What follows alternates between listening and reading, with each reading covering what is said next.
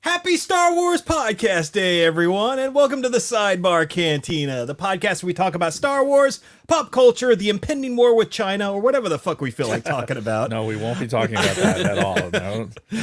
Some of us will not be talking about that at all. All right, well, either way, I am Mr. Jason Roscom. With me here each and every single week, the Darth Vader to my Palpatine, Dave Martin. Hello, Dave. Hello, Jason.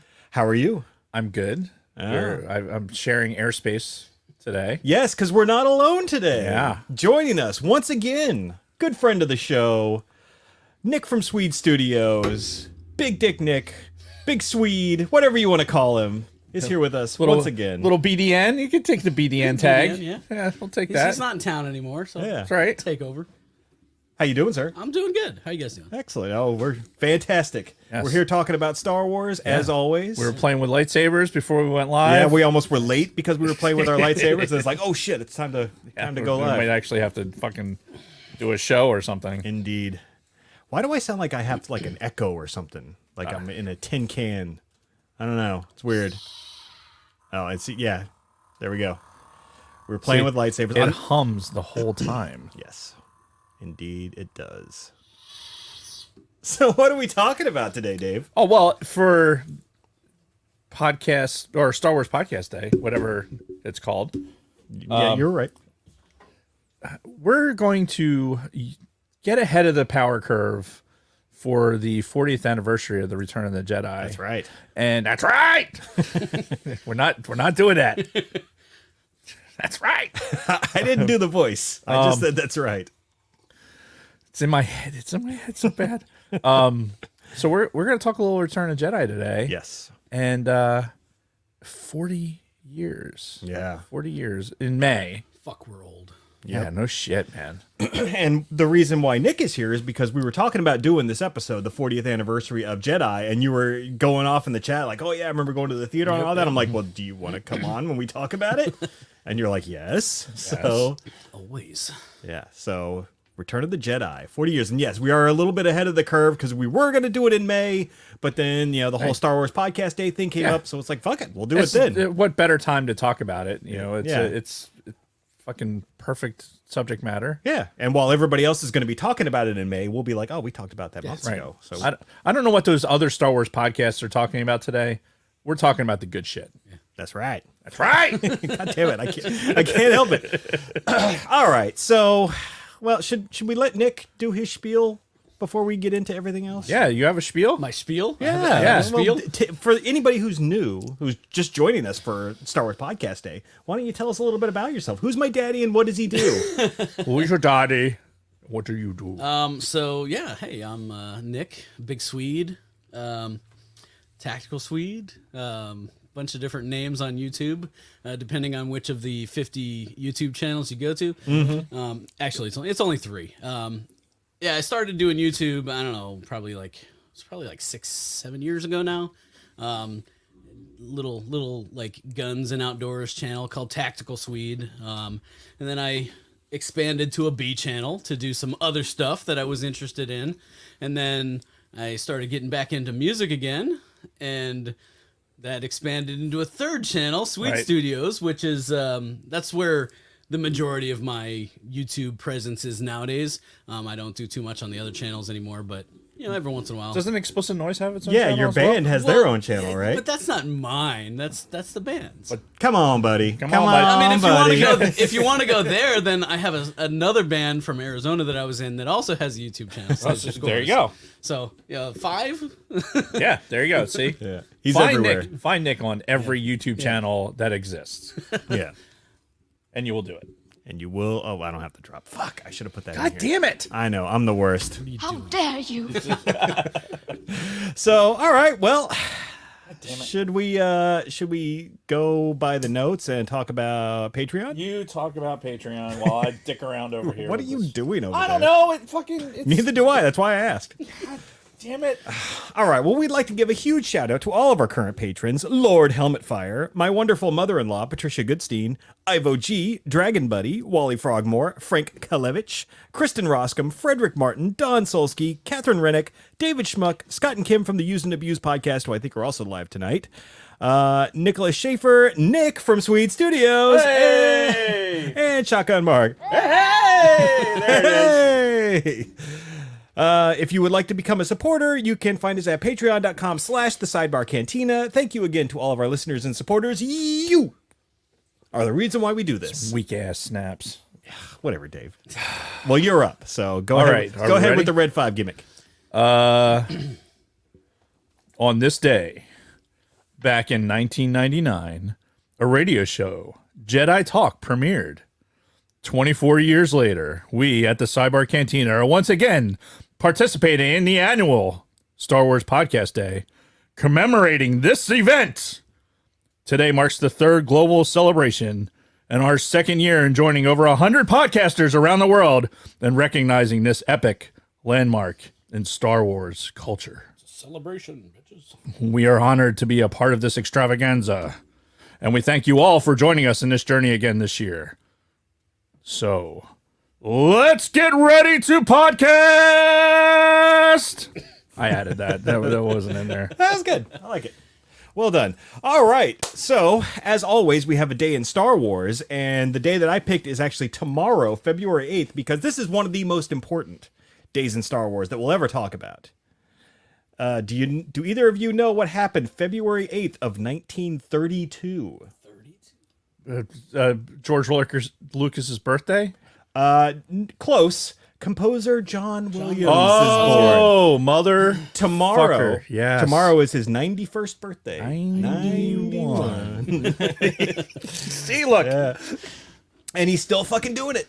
He's Yeah. doing the Indiana Jones soundtrack, Yeah. and allegedly that's going to be his last one. But, allegedly Rise of Skywalker was supposed to be his last one. Right. So he just keeps going. Yeah. I think he's just going to do it until the day he dies. Yeah. And, He'll be up there. Yeah.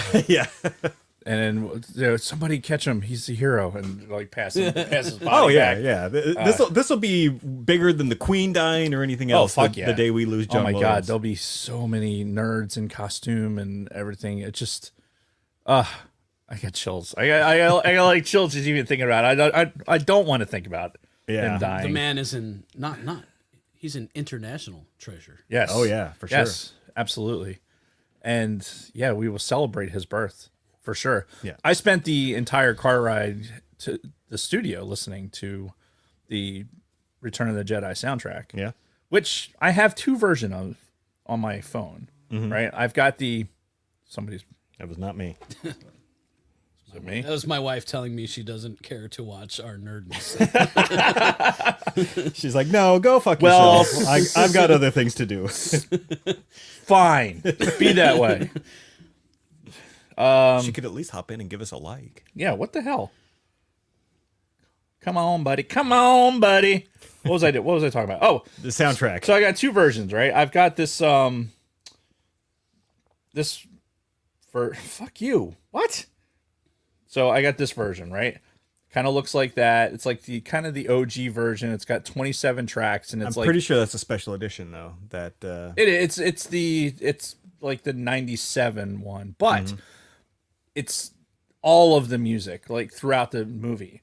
And then they came out with a remastered version. Right, I think it's that's only like 11 or 12 yeah, that's tracks. the one I was listening to today. I think. Yeah, and I'm like, fuck you. I want to And it hear skips all around of it too, right? Yeah. Yeah, it's this cover, right? Yes, that one. Yeah. Yep. And I own all of those. Like they have them for every fucking episode, and I own all of those, and I own all of the other ones, and I have all the other ones in MP3 that I may or may not have illegally got off the Napster or whatever. And then I have the fucking LPs for a handful of them too. And then a guy like me, of course, has to have Galactic Empire's versions of these songs. Of as well, course, 'cause, yes. Metal and Star Wars. Yeah. So I don't know.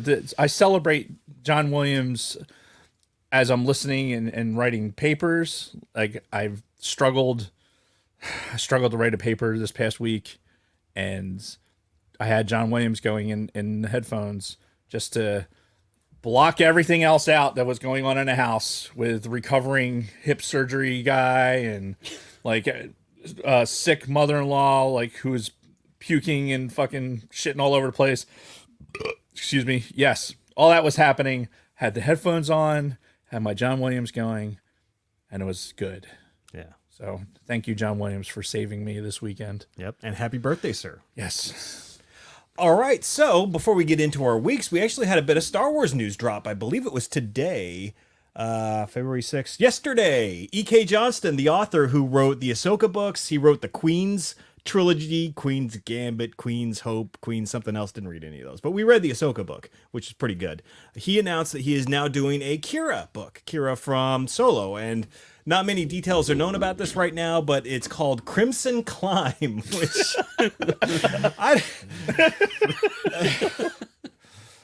yeah, Yeah, fuck her in a period hole. That's yeah. I mean, that's exactly where the mind goes Right, when right. you hear this fucking like, title. It's Louis C.K. in my head immediately said, "Yeah, you fuck her in a period hole." That's And then, I mean, the logo in the band. Yeah, it's Kira. It's Right. what's her name? Amelia Clark, and she's got like the red crimson symbol behind her, and Right. then Crimson Climb is like, ugh. some red hair. She's kind of bitchy looking. And it's interesting too that this guy, I'm assuming it's a guy, E.K. Johnston, who's writing all these books. Oh no, wait, it's a chick. Never mind. Yeah. Okay, never mind. It's female. I was gonna say like this dude's writing all these novels about Star Wars women, but apparently it's E.K. is a woman. Have a first name. Have a real first name. Sexist. I don't care that it's a woman writing them. Just have a first name so I can tell if Right. you're a fucking man or a woman by looking Right. at your name. Is Is that too much to ask? I did that today. I said some like just some misogynist shit today, where I was like, so we're all. Nick made the comment earlier today, right? Where all three of us now are retired. That's right. We're all in the club. Yes. This is our first time together, where we're all three of us are now in the club. Yep. And so there's some shenanigans at work with some fuckhead in MPF screwed up something for one of our people who's, one of our foreign exchange people, right? And they fucked up their ID card and then they couldn't get on the base, and there's just a whole fucking thing. And it came down to one person. One person decided to go in there, dick around, and fucked it all up. So now these people can't get on base. They can't go to their training and do all this other shit. They're foreign nationals, right? This one person couldn't do their fucking job, right? So I'm on this rant about it. Oh no. And I'm like, because some fucking bitchy twat couldn't do their fucking job, right? And then I like stopped. I'm like, shit, that could have been a dude. It could have been a dude, but How dare you? it probably wasn't. I mean, but at least I caught myself Right. in the middle of it. And I was in the appropriate audience for it too. It wasn't like I was in this room. It full is of, like, interesting that that's where your head immediately went. Like you immediately thought it was a woman, and that's but why. we know. Well, like all the people we deal with, like when we're in the MPF office, the people that don't give two shits when you're standing there trying to get your fucking ID card done. There's like one fucking bitch broad working to do the fucking ID cards. They're like, well, if you don't have an appointment, then you can't sit here. Like, whoa, there's nobody else sitting in here. You're here by yourself, fucking on your phone. You mean you can't help me?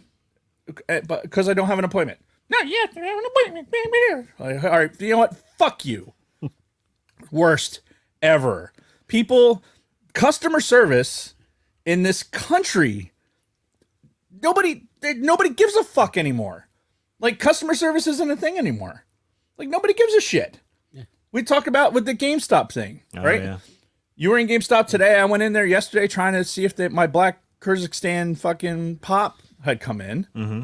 Right? No. GameStop is like, nah, fuck you. Nope. No, then they're not honoring pre-orders apparently, or taking their good fucking sweet time for a pre-order that I did in July. Right? And they don't give a shit. They don't, because they don't care. Then you can call and you can probably piss and moan about it, but They got your money already. I already paid for it, so what the fuck do they care? You get it when you get it. If you're lucky, If I'm lucky, and I'm sure I could get my money back. I have the receipt and everything. But the point is, customer service. People that are in the customer service industry, and honestly, people in general, nobody gives a shit. They don't care about their work. They don't they don't do their fucking job. They go out of their way to not do their fucking job most of the time. Mm-hmm. And it's remarkable. Like, even if you just tried just a little bit to do your fucking job and not be a twat, then things would be so much better.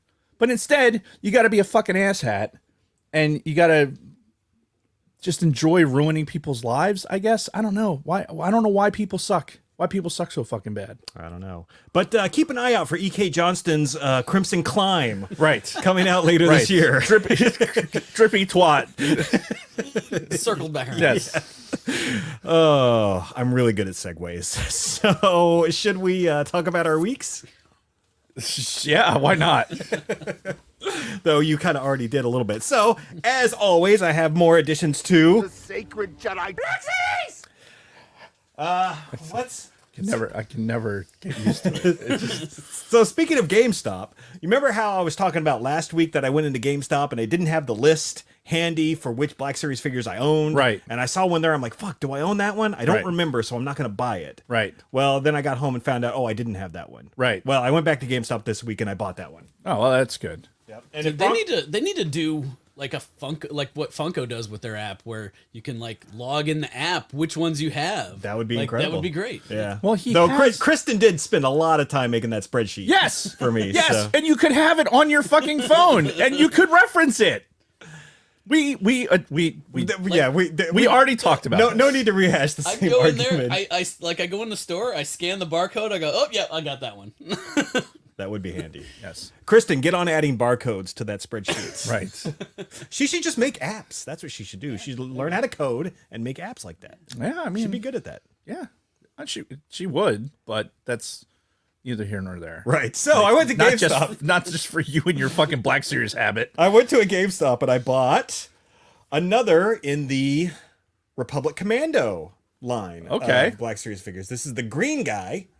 That's exactly where my mind went. The green guy. Also known as RC1140, aka Fixer. So if you want Wow, The green guy. the green guy. Yeah, so it's another Republic Commando. So I'm only missing one Republic Commando now. Did he jizz on his leg? What's on his leg? I don't know. Let me see. Look at the white on his leg. Did he have your pillow? Come on.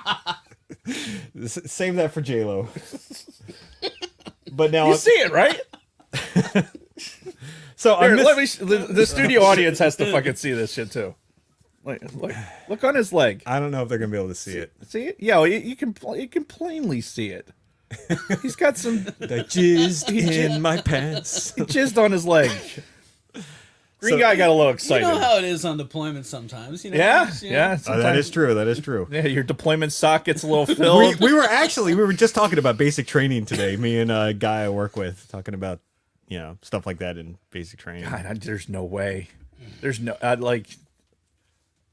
6 weeks, man. Come on. Come on, buddy. Dude, no, I am a firm believer there was something in those eggs because there's no. I was so far from having a fucking erection, it was not even funny. Well, that's good for you. So anyway, I'm missing one of the Republic Commandos. It's the guy that's the yellow one, and of course he's the most rare one, and he's like $80 now. So it's like, fuck. I mean, I have to get it, but I don't want to pay that much. But I'm going to pay that much. So I don't know why I'm bitching and moaning about it because we know it's going to happen. So. Yeah, yeah. So I have one other one. Now, this is interesting because Kristen said, I got a Black Series figure for you. And she's like, it'll all make sense in April. I'm like, okay. All right. So she got me a Black Series figure, and it's a duplicate of one I already have. Okay.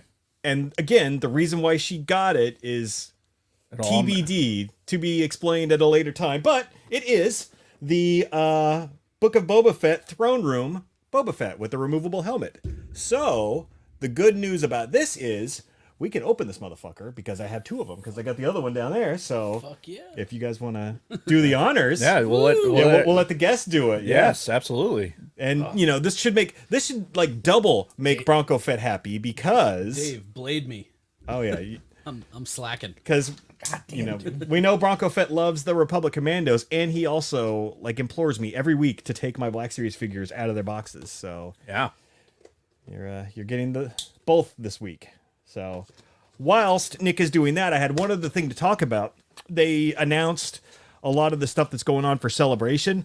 It's a celebration. Yeah, Celebration in April in the UK this year, and they have some exclusive Black Series figures that they're only going to be selling at this celebration. I'm like, fuck. So which means they'll be online for For sale. like 10 times the price. Right, of course. Yeah.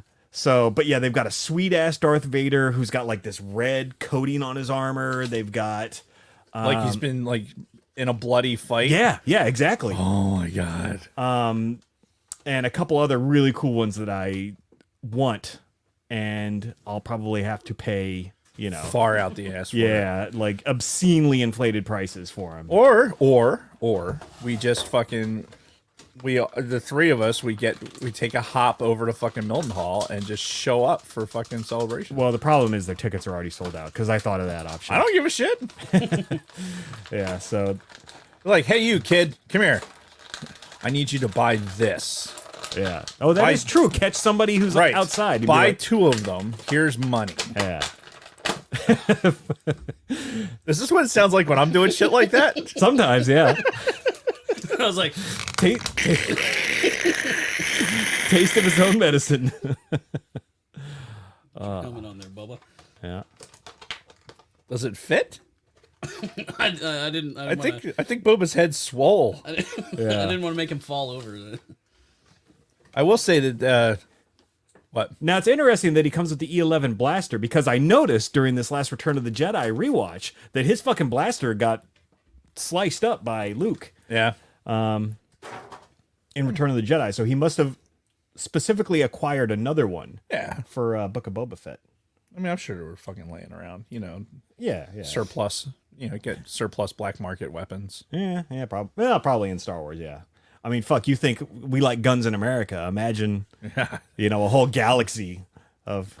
Dude, Tatooine's probably just the fucking gun black market capital of the fucking galaxy. Oh, yeah, for sure.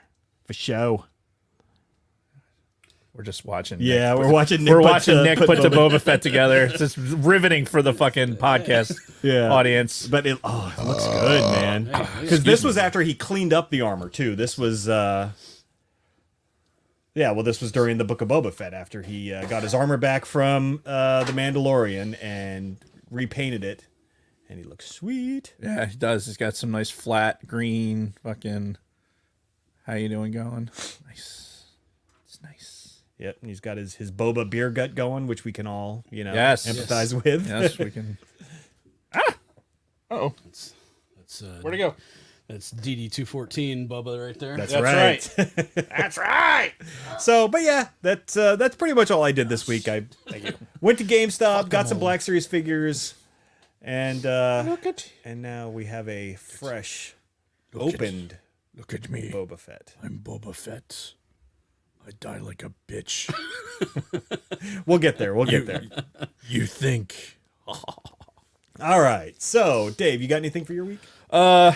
Dude, I had something for my week. I legitimately had something. And I'm like, this morning, I'm driving in. I'm like, oh, I'll have something for my week. And then I was like, in my head, never wrote it down. Got into the studio. We had the notes opened up. I sat down to fucking type it out. Gone. Fucking gone. I just assumed you guys would be doing nothing but talking about the Eagles today. Well, I so- mean, look, it is the longest week Yeah. ever because we're waiting for the fucking game. Now it's just like, God damn it. I just want the fucking I want something to be here. yeah. I just get me to the fucking game so we can fucking do this already. It's eating me up. And the problem is that as it gets closer, it starts getting worse. Yeah. Like I feel like I'm handling it okay, But then like the next day, like tomorrow, I'm gonna wake up and I'm gonna be like,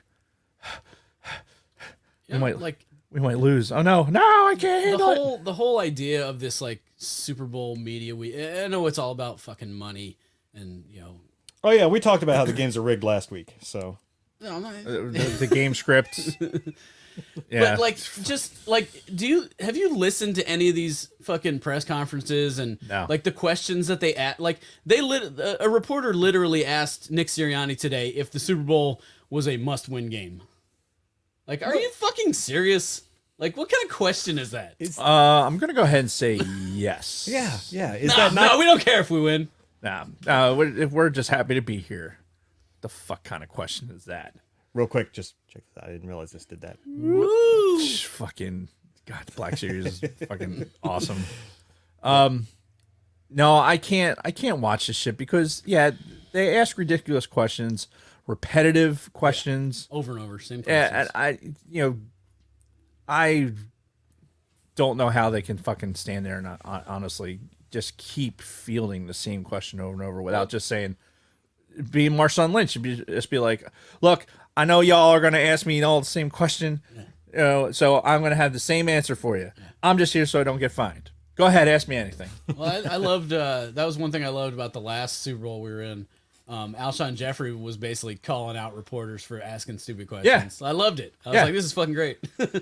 Yeah, sitting at like a picnic table or something. They're like, "Oh, what about this?" I'm like, "No, I just want to play the fucking game. Like, we could do this in Philly. We don't need to be here." Yeah, that was it. It was good shit.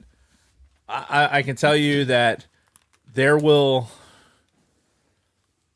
podcast on Monday could be one of just pure, like just hungover, not necessarily from drinking, just from like the Super Bowl high. yeah. Or it could just be my knuckles are bloodied from fucking going and beating a tree or something else. Anger, hatred. Yes. But I just wanted to get here already. Yeah. I did get my It's a Philly thing shirt. There you go. I find it funny how they just like that was just like an off the cuff Right. response that Jalen said during a press conference, and Yep. it became this thing. Yeah, Like, all of a sudden, like it's a Philly, it's a Philly thing. It's everywhere. It's on billboards. That's on the fucking stadium. Yeah. It's like so. As soon and there's one of those things we kind of talked about it before. Like, as soon as it hit the pro shop, the Eagles pro shop, I'm like, ping, fucking get me a double X of that. Which I don't know what they think double X is anymore. Because I put this thing on. First of all, there was 2 inspected by tags on it. Right. And usually I don't put shit on that has been washed just because reasons. Right. Reasons. No, well, yeah. Yeah, nobody wants to wear it. Little fucking, Yeah, they're not soft right out of the. Right Well, out the I mean, box. this sweatshop dick beaters have been all over it. It's like, I just want to get it through the wash and get it clean. Yeah. So I won't do that. But today I did, just because I wanted to wear it for today, and 2 fucking tags, and oh my god, it was like I was being stung by bees. I was like, Jesus Christ, I couldn't take it. Thankfully, I got them before the show started, so we didn't. Nick, you seen me throwing my elbows at Nick trying to fucking get at tags. But yeah, I'm fucking ready. This week trying to get schoolwork done is going to be. I struggled last week to get schoolwork done, and this week is gonna. It's just gonna be bad. So biomechanics is not exactly the most fun thing to do while you have like visions of Super Bowls dancing in your head. But I tell you, the last time we were there, I don't remember it.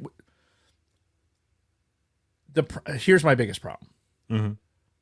I didn't feel like we could win in Super Bowl 52. Like I felt like it was a game that if we were going to win it, it was going to be that underdog thing, right? This game we should win. Yeah. And that scares the shit out of me. Yeah. Yeah. I don't like that. I'd rather be like this fucking the underdog. I want to be the team that everybody's picking against. You're right. Like last time, it was like Patriots, Patriots, Patriots, Patriots. Yep. Now it's just the opposite. Everybody's picking us, and it's like, whoa, slow down. And you know, if you look at the, Get off my bandwagon. yeah, but the way the betting is right now, there's like, I think 50, like Q looked it up today. I think it was like 54% of people were picking KC with the odds the way they were, and which is fine. I want it to go that way. Yeah, keep it's that Patrick Mahomes fucking, you know, you're fucking get a new phone. God damn it. Well, it's not necessarily mine. It could be Nick's. Could be yours. Except for it started when your phone got closer to the microphones. Anyway, yeah, I think it's just making it worse that, like, okay, we're not the underdog. We should win this game, and it's expectations, right? New Star Wars movie comes out. We want to measure expectations. It's the same shit with this game. Like, right. I can't go into it with I want to win. I want to fucking celebrate. Yeah. You know, I want to jump on the fucking train and go into the city and climb a fucking light pole. Yeah. You know, it's like just grease the poles. Yeah, grease the fucking poles. Let's fucking do it. Yeah. So I'm looking forward to it. I think it's going to be a good game either way. Yeah. I placed a bet on September 8th. For the Eagles, one to of win. those preseason bets to pick the Super Bowl winner? I put $10 for the Eagles to win the Super Bowl on DraftKings. What was the odds again? If it wins right now, it'd get me like $100. It's not bad. So it's not bad. Not bad for a $10 bet. No. So I put my money where my mouth is, you know, and you know, put that bet down. And I usually don't do that because I'd like to think, as much as I'm a Philly homer for a lot of things, like I'm pretty much a realist when it comes to the football. Yeah. But yeah. All right. Well, that's it for me. That's Okay. it for my week. So Nick, did you have anything before we get into this High Republic discussion that we stopped you from having? Yeah, just a couple things to touch on, since I think everybody needs to know this if they don't already. So I went to, everybody knows me. I'm a big music fan. I went to a concert, had a little date night concert with my wife Sunday. We went to see Alter Bridge, Mammoth WVH, and Red. If you don't know Mammoth, this is Wolfgang Van Halen, Eddie Van Halen's son of Van Halen fame. Mm-hmm. He started his own band. If you've never listened to this band before, do yourself a favor and go look him up, because goddamn, that kid stole the fucking. I say kid, he's like 30, but we still, like, those of us that grew up with Van Halen, we look at he's a kid. Yeah, he's Eddie's son, He's so Eddie's obviously son. he's got to be a kid. Yeah, but dude, they stole the fucking show. Like, they weren't the headliner, the second band, but goddamn, dude, that kid is super fucking talented. Does it all. Like, I don't know if that first album he put out, Dave Grohl'd that shit. Like, he played every instrument on that record. Mm-hmm. Like, the band he's got with him out on tour is just for touring purposes. Yeah. Like, Mammoth is him. He just went in the studio and piece by piece recorded. He did the drums and the bass and the guitars and the vocals. He did it all. And like, even the video he put out for I think the song is called "Don't Back Down." He played on that, where it's him walking into the recording studio, and then he's behind the console, and he's like, "Hey, what's up, Wolf? Hey, Wolf. Hey, is Wolf here? Yeah, he's in the back." And he goes in there, and it's him on the different instruments, right? And that's funny. And then at the end, and the kid's got a sense of humor too. So at the end, like, they finish the song, and then he looks out to the control room, and he's like, "Was that good?" And he's like, "Awesome, come on in." And then he turns to the other guy, and he's like, "God, that sucked. We can fix that, right?" That's good. And the name of his band is Mammoth? Mammoth, Okay. WVH. Mammoth, WVH. Wolfgang Van Halen. Mm-hmm. Yeah. Nice. But yeah, kid's phenomenal. Excellent. Awesome. sound, like the sound quality of everything. Because sometimes you go to a live show and like, you know, you listen to the album and then you see them live and it's just, I don't know. Whoever's running their sound isn't quite on, but whoever's running their sound is money because it sounded awesome. Sweet. What else happened this week? Oh yeah, my little adventures. Oh God, adventures in home ownership. So, all I'll say about this is, married dudes out there, if your wife ever says the phrase, "So I was thinking," just watch out, man. So I fake a heart attack. I was, basically in like bathroom remodel mode last night. I changed the toilet and changing baseboard heaters and. Yeah, so that was fun. I'll have to show you. I got to show you what this text looks like. At 8:00 at 8:00 last night. It was on Messenger. Hang on, but so we're Jesus Jones. What the hell? Why is it that our phones just go nuts? So. Nick messaged me. It's like, "How's your night going?" And he sends me this. It's kind of out of focus, but there you go. There you go. So I'm like, well, I now feel guilty because I'm sitting down playing Call of Duty right now, not fucking dealing with the toilet. Yeah. So like, at least it wasn't like a plumbing emergency, right. And that's why I had to change the toilet. There was no like poo water all over the house or anything like that. But fun changing toilets. Yeah. Always, yeah. Home ownership. It's Yes. an adventure. Yeah. Yes. Quite Buy a house, adventure. they said. It'll be fun, they said. No, don't do it. So you had started to talk about a little bit of Star Wars Yeah. before we stopped you and said, "Oh, let's save this for the show." You had started talking about the High Republic. So Yeah. what? So, yeah, like when I first heard about it, like when they announced this series of books was coming, like I wasn't super into it at the time. I was just like, whatever. But then like I kind of ran out of Star Wars audiobooks. Mm-hmm. So I was like, I had credits piling up and I'm like, you know what? Whatever. I'm going to listen to this. So I listened to the first one. What was it called? Light of the Jedi, I think. Yeah. And even at first in that one, it took me a minute to kind of get into it. Just because other than like a mention of Yoda here and there, like it's all characters we've never heard of before because it takes place, however many hundreds of years prior to any content we already have. Yeah. But it took me a minute to kind of get into it and kind of figure out who's who. But I'd say by 3/4 of the way through that first book, I really started getting into it, and I was like, okay. I had to wait at that point in time, the second book hadn't come out yet. So I kind of like put it off on hold for a while. And then, I forget what it was. I was driving back and forth quite a bit for something, and I don't remember what it was because I wasn't coming to the base, but Were you going out to, it might've been going Nipa? up. It might've been going up to Nipa. I was like, I got to listen to something.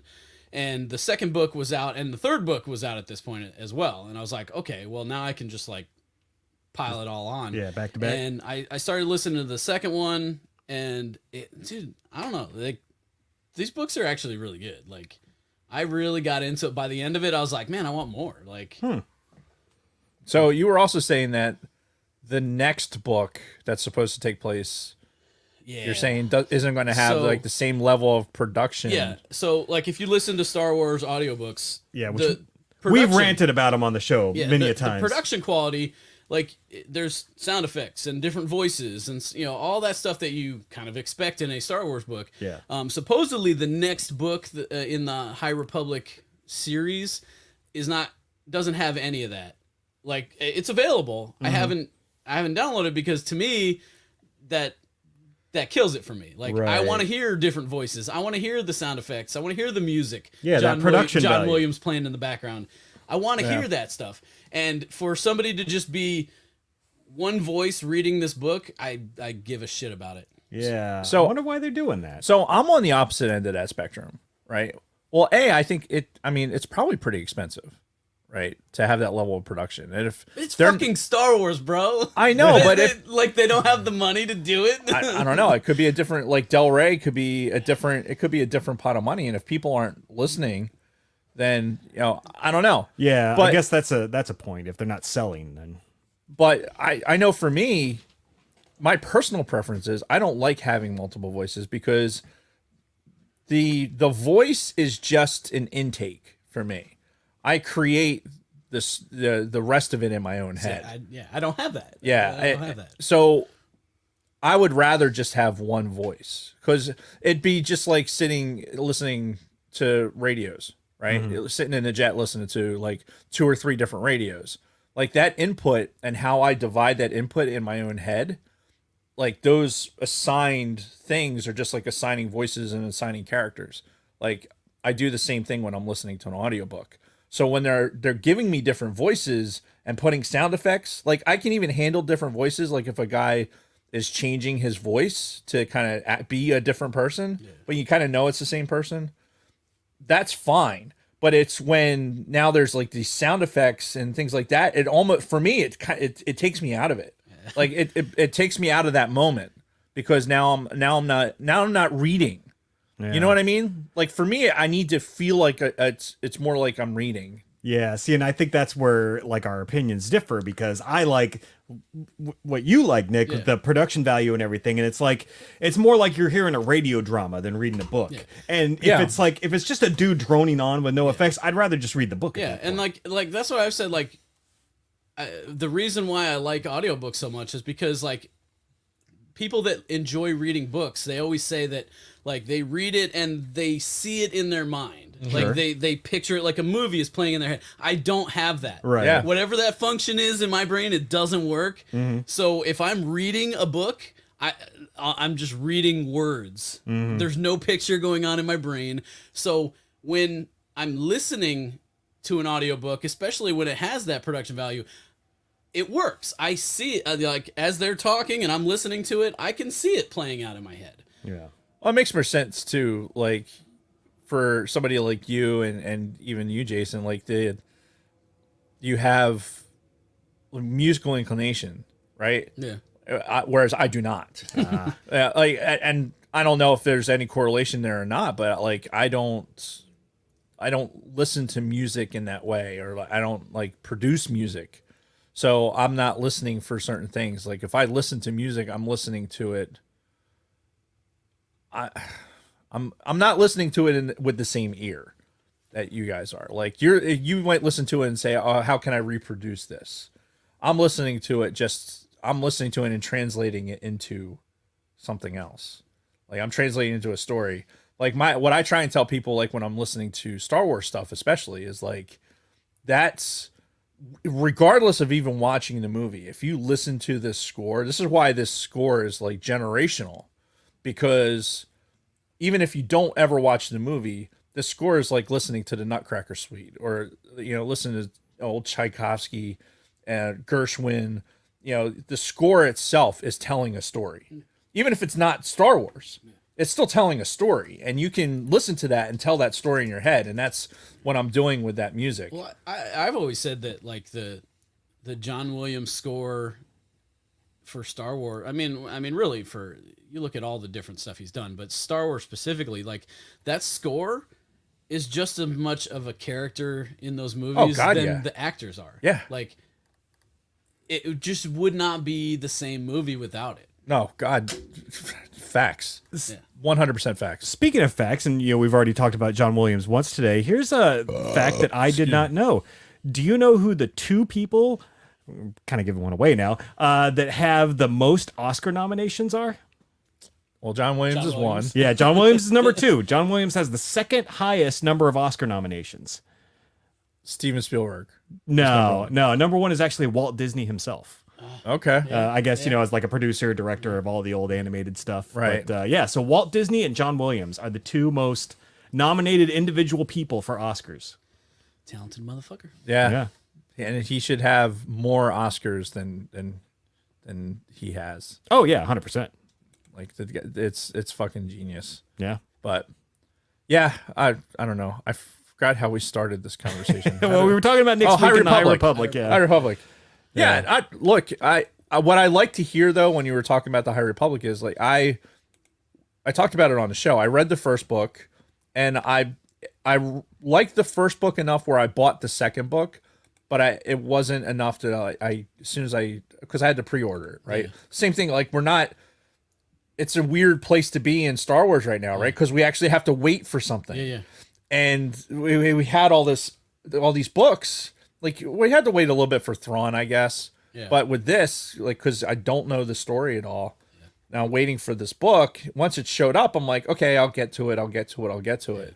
And now I'm like, I'm not interested. Yeah. I thought the second one was way better. No, I don't want to say way better because that makes it sound like the first one wasn't good. The second one was way better. That really sold me on. Okay, I'm listening to the third one as soon as this is over. Okay. No. Yeah, I was still on a bit of a boycott of all things printed Lucasfilm material. Right.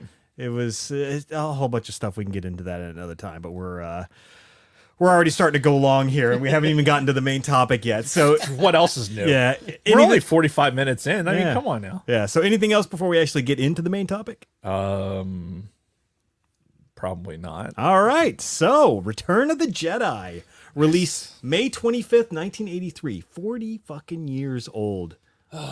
Unbelievable. Because, and the first note I wrote in here was, for us Gen Xers, especially us like later Gen Xers, the ones that were born in like the mid to late 70s, Return of the Jedi is the Star Wars movie that most of us saw in theaters for the first time. I know it was for me, for sure. Yeah. And I know, Nick, I'm pretty sure you said also for you, and then you had like a vague memory of seeing Empire. In the drive-thru. Yeah. But not, this was like the theater. And it was a drive-in. Drive-through is where you get food. Drive-in theater is where you actually park and watch a movie. Well, you never know. It could have been the drive-thru. So That is fair. Yeah. I don't know if you had planned on talking about it, but so Return of the Jedi was the first movie that I remember seeing in the theater. But like, was Return of the Jedi the first Star Wars movie you saw? No, definitely not for me. I saw New Hope. God, I must have been like 3 or something the first time I saw that. And I saw it several times leading up to Return of the Jedi, but I did not see Empire Strikes Back because I was too young to see it in theaters. And, home video was not that prevalent at this point. Like, we didn't get our first Betamax until like 1983, 84. I saw the first Star Wars I saw was A New Hope, and it was on VHS. Mm-hmm. And I think it was in like the year before Jedi came out. I think it was like 80, 82, something like that. Yeah. And that was the first Star Wars I saw. I never saw Empire until like years later. Yeah, no, I saw Empire after Return of the Jedi also. So like I didn't get the whole, the reveal and all that stuff. Like I remember seeing the first one and then like in the theaters, it was like, your father, what? Wait, what? Wait a minute, what happened? I missed something. Well, I had a lot of cousins who were really tuned into this. In fact, the cousins that I saw Return of the Jedi with, they told me well beforehand, like, oh yeah, Vader's Luke's father and this and this and that. And so they kind of caught me up basically on what I missed in Empire. That's really funny. Essentially. Yeah. I was the oldest cousin. There was nobody to tell me shit. Yeah. So, yeah, no, but that was the first one that we remember seeing, and I figure we'd like just kind of talk about some of our memories. And I've told this story for myself a couple of times on the show. My mom's sister, my Aunt Tina, I went with her family because one summer in 1983, my grandmother grabs me and puts me on a bus, and me and my grandmother go from Bakersfield, California to El Paso, Texas on a fucking Greyhound bus. Took like 2 days. I have some really weird memories of that whole trip. That sounds like kidnapping, kind of. No, I think my mom was just like, take him away for a little while. Take this little bastard somewhere. Yeah, but the cool thing is, when we were at the bus station, I'm looking at the like the book racks and everything, and they had the trade paperback comic book of Return of the Jedi already. Because you got to remember, this is the summer, like this is probably like June or July. So, Jedi had already been out for several months at this point. So the comic was out already. So, I'm sitting there flipping through it. My grandmother bought it for me. And I read almost this whole Return of the Jedi comic cover to cover before I ever saw the fucking movie, because, you know, I didn't know we were seeing the movie until we got to El Paso, and then my Aunt Tina was like, hey, we're all going to the mall. I'm like, oh, what are we doing? They're like, we're going to go watch a movie. And then, lo and behold, they took us to Return of the Jedi. It was awesome. And yeah, I already knew a lot of the story because I had read the fucking comic book leading up to that. But it did not diminish any of the experience whatsoever. Yeah, I'm trying to think. There might be that comic might be in the sacred. Yeah, I think it is. Yeah. Yeah, that You mean the sacred Jedi text. yeah, I'm pretty sure it's in there. That very comic. Yep.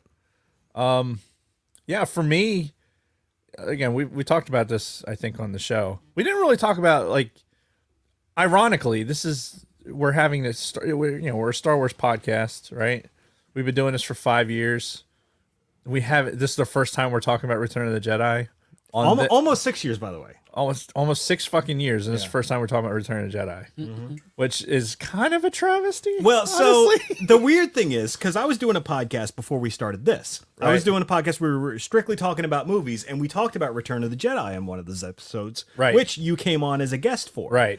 So kind of spurred. It was the fire that kind of stoked this podcast. Yes. And which in our mind, I like. There's a lot of times in our minds, I think that just translates into this podcast. Yeah. Oh, yeah, we did that already. Yeah, we did that. Yeah. No, not for this one. You know, go back through the repertoire. You know, 280 other episodes. But anyway, I went and saw it. The theater was a GCC theater, whatever, General Cinema something theater. It was in Deptford. We had the Deptford 6 and the Deptford 8. Like the Deptford 8 was a newer theater. The Deptford 6 was like the smaller one. And I remember, like, the main parts were waiting in fucking line to see it. Like, I remember distinctly standing in line with all these people because there was a lot of people in costume, and it really made me want to fucking dress up, and be in costume for it. And I can't remember if I had. It was in costume or had something like a toy or something with me. I can't really remember.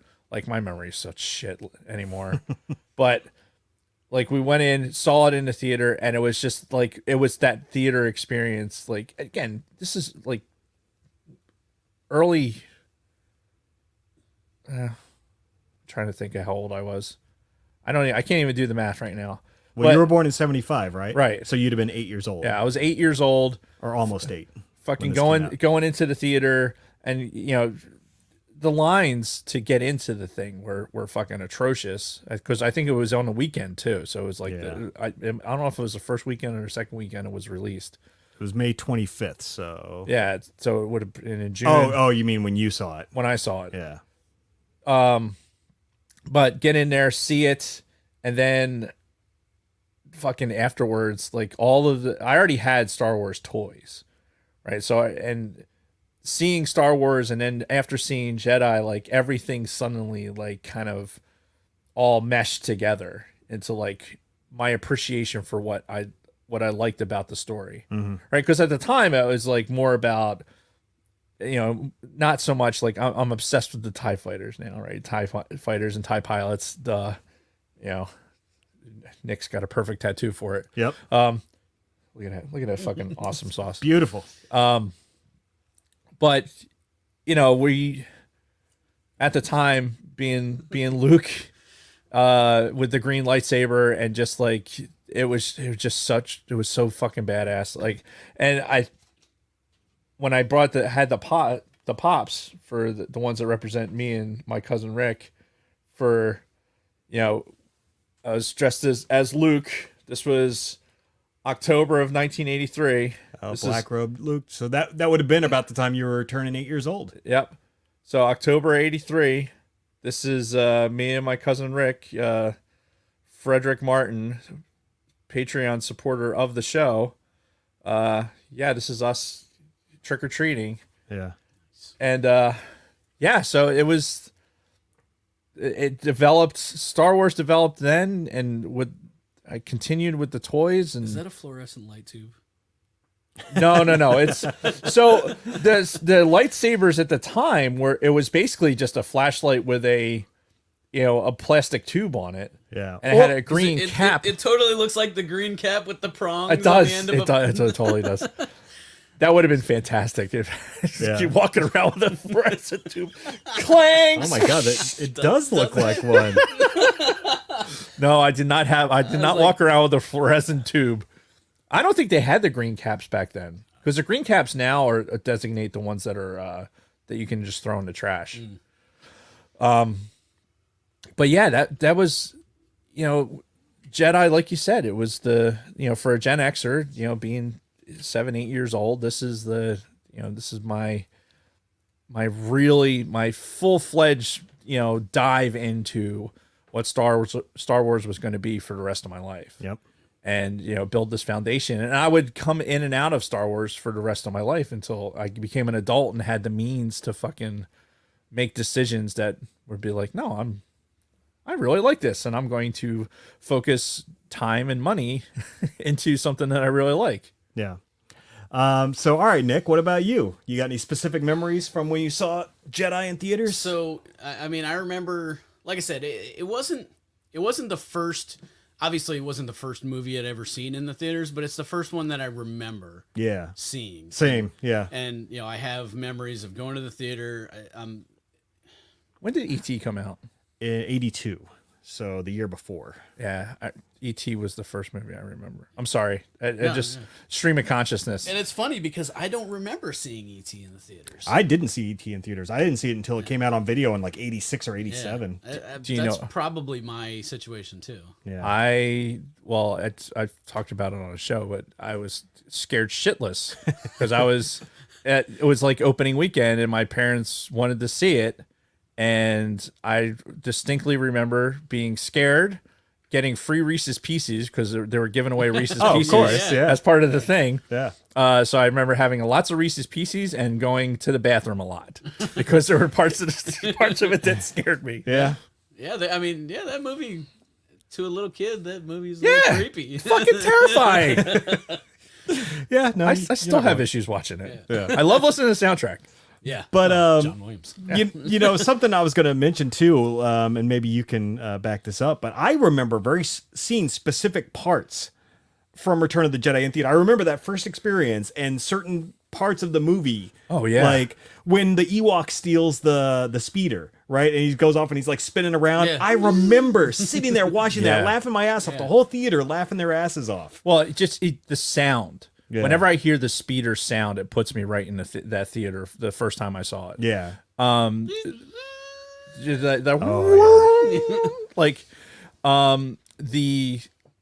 they're on the sail barge and Luke he's got Leia like kind of in his arm like this and he fucking swings the gun around to shoot it into the fucking thing. Like, or when Leia's she's on it at first and he's like, God, Pointing at the deck. pointing at the deck, right? And they're swinging around. I'm like, I distinctly remember like there was so much anticipation in the music. Like I just felt it, everything kind of at once. You just knew this like big moment was coming, and we're going to get into it more as we talk about more stuff in the movie. But there was a lot of underrated kind of like action sequences that I think were happening in this movie that I kind of took for granted, like as an adult, and rewatching it now for the show. I was like, man, there was actually some really good stuff in there that I've always like. If you can say anything about the original trilogy, you say like, oh, the sword fighting and the action sequences aren't really as good as the the prequel trilogy, but there was some good shit, especially in Return of the Jedi. Yeah. For sure. Any other memories? Sorry, I know we kind of cut you off there. Fucking we just hijacked your memories. No, yeah, like I said, like first movie I remember seeing in the theaters, and I remember even back then. I mean, and as a kid watching this, it's good versus evil, and in the end, good wins, and it's like yay and everything. But like I still remember like having this fascination with Darth Vader, like seeing that dude, and I'm like, that is the coolest fucking dude ever. And like, even though he was the bad guy and you're supposed to hate him, and I did, but there was something about Vader that I was like, that is so cool. Yeah. And now years later, I mean, I'm Yeah. covered in dark side, you know. Right. That's right. So it probably had some sort of an influence Yeah. on you, Yeah. seeing Vader on the big screen. Yep. Yeah. Yeah, I don't even like. I think there's more Empire influence even with all these Black Series figures staring at Oh, me right 100%. now. Yeah. 100%. Yeah. Well, because and that's one of the main reasons why all my tattoos is dark side. Because like people are like, oh, you're gonna get like originally I started with this arm and this arm was bare, and they're like, oh, you're gonna do like the Jedi on this side, and I'm Oh, like, light fuck side. no, Why? fuck no. I was like, the dark side characters are so much more visually interesting. Oh yeah. Like even if you're a big fan, like you're the fan of the Jedi and everything like that, cool, whatever. But like they're boring to look at. Like they're just people most of the time. Right. There's a few exceptions like Plo Koon and like you Right. get, you know, some, Who the hell Twi'leks wants and- that on their yeah. fucking arm? But you know, as far as like just the look of the characters, like the dark side, man, so much cooler looking. Yeah, fuck yeah. Yeah. And speaking of which, you've got a scene from Return of the Jedi right there on Right. your left arm. Yep. So Fucking big. Palpatine shocking the shit out of Luke. Yeah. Yeah, I don't know how well you can see it on the screen, but yeah, can make that's it out and it's very detailed. It looks so much better in person. Yes, fuck yeah. So before we move on, like Oh, break it. speaking of, Oh. like sidebarring real Yeah, quick. go for it. Like my my daughter got a tattoo. Oh, I saw that. That was Yes. awesome. Yeah, she so got cool. she got a TIE fighter chasing an X-wing. Dude, the detail in that fucking tattoo was incredible. Yeah, yeah. She went to her boyfriend's dad is heavily tattooed and goes to a guy who I guess he was on Ink Masters. So really good artist, and yeah, he did a fucking phenomenal job with that. Really, really, really good detail. And her whole thing was, and it's, proud dad moment, Star Wars dad moment, right? Sure, yeah. Getting something like that, and she's more of the rebellion side on that. So the TIE fighter is like kind of representing me, and for her the X-wing. So what? Oh, Lunar Girl sharing some memories of Big Swede. Oh, that's fucking great. Jesus Christ. Yes. God damn, man. You really did that? I have no recollection of these events. And you stayed friends with him after that? My God. Well, apparently that was pretty traumatic for her because she still remembers it. Yeah, no shit. For you, that was just Tuesday. Yeah, that was I have no recollection of these events. that's what I would say too if I were you. Cap. Yep. All right. So real quick, before we move on to the actual movie, just I want to talk about the special edition. And again, seeing those in theaters. I know you and I have talked about it a lot. Right. Nick, did you have anything, well, I'm assuming you saw the special editions in Yes. theaters. Yeah. When it came out, and dude, I remember the ads for those when they re-released it in theaters. Like, I don't know if you remember I remember that trailer where it's got the small TV. The TV for Yep. years. This is how you've experienced Star Wars. Right. And then it like the X-wing comes through and it just like blows up into the big. Yeah. I'm like, fuck yeah, let's do it. Yeah, that was an incredible trailer, the way Yeah. they did that. Yeah. Yeah. Yeah, so I saw them all again, and like we were talking a little bit before, like you're very much an original, non-specialized edition, Yes. purist. Yes. I am not for the most part. I don't mind the special editions with some very specific exceptions. There's some things that I absolutely hate, but for the most part, I don't mind the special edition stuff. Some people don't like it at all. Yeah. I'm indifferent to most of it. Some of it I actually think adds to certain things that they did. I think makes it better. Yeah. Some things I'm like, and then other things I absolutely hate. Yeah, Yeah. and we're gonna get into all of the details of the things that they changed, but yeah, I had one addition to make to that because I'm in the shower yesterday, I think it was, and I'm thinking about the special editions, and when I saw Return of the Jedi, and I told this story too. I was in the Air Force. I was here stationed at McGuire, but I was home on leave when this special edition came out. I saw the other two here in Jersey. The other one I went with my friends and saw Return of the Jedi. And thinking back on it, I realized when I'm in the shower yesterday, that was the last movie I saw in theaters with my best friend Rob before he died. No shit. Yeah, it was the Return of the Jedi special edition. I'm like, motherfucker, that's right. Wow. That's the last movie I saw with him in theaters. Wow. So just something weird to think about. Yeah. Yeah. Oh, It was a good last movie. yeah, it is. Yeah. Yeah. You know the real bitch of that though is, and I hate to bring this up, but he died in January of 2000. So the last Star Wars movie he ever saw was Phantom Menace. That's But at least he got to see a Star Wars movie in the theater. true. Yeah, say what you will about, like, same thing with the special editions, right? That commercial says it all. You saw, for so many of us, we only got to see this thing on TV, and going and seeing it in the theater was huge. Yeah, and such a different experience. Yeah, I was down Biloxi. We've talked about this before. I saw all three of them down there. Yeah. In '97, and getting the theater experience was fucking amazing. And when that was over, I was so sad. Like, because all it did was just it rekindled like that want for more from Star Wars. Like, I had been playing the TIE Fighter on the PC. Like, that I'd probably logged fucking a full year into that fucking game. I mean, I was obsessed with that fucking game. And so I was already, like, Star Wars enabled, but then, like, after seeing the movies again like that, like, special editions, it didn't matter. Like, those little nuances didn't really bother me because I was just fucking jazzed to see Star Wars. Yeah. Right. And, like, even I saw this movie Return of the Jedi in the theater as a kid, but I was 6 years old.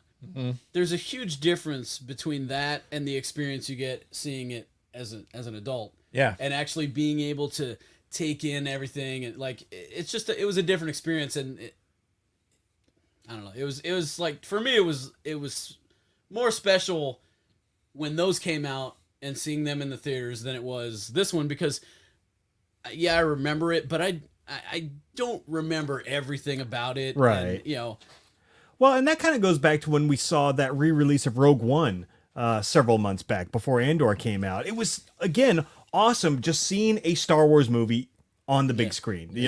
There's something to say to that. Oh yeah, it was fucking great. Yeah. And that's, like, something I was going to save for the end, but, like, I know even with the despecialized and everything else, like, I think that if in May Return of the Jedi was on the big screen, Oh, I'd go for sure. You would go. Yeah. Even though knowing it's going to be the special edition, Yeah, you I'd would still go just to watch it. Hell yeah. yeah, because it's on the big screen, and I think our generation that has younger kids are going to take their kids to go because fuck, you're getting to see this. I mean, I said this about when the 3D came before the Disney buyout, and they had the whole plan for the 3D releases. Yep. I took my kids to see Phantom Menace in 3D. In 3D. In 3D, which is, it's the same movie, but it was fucking in theaters. So fuck it, let's get to Star Wars in theaters. Yeah.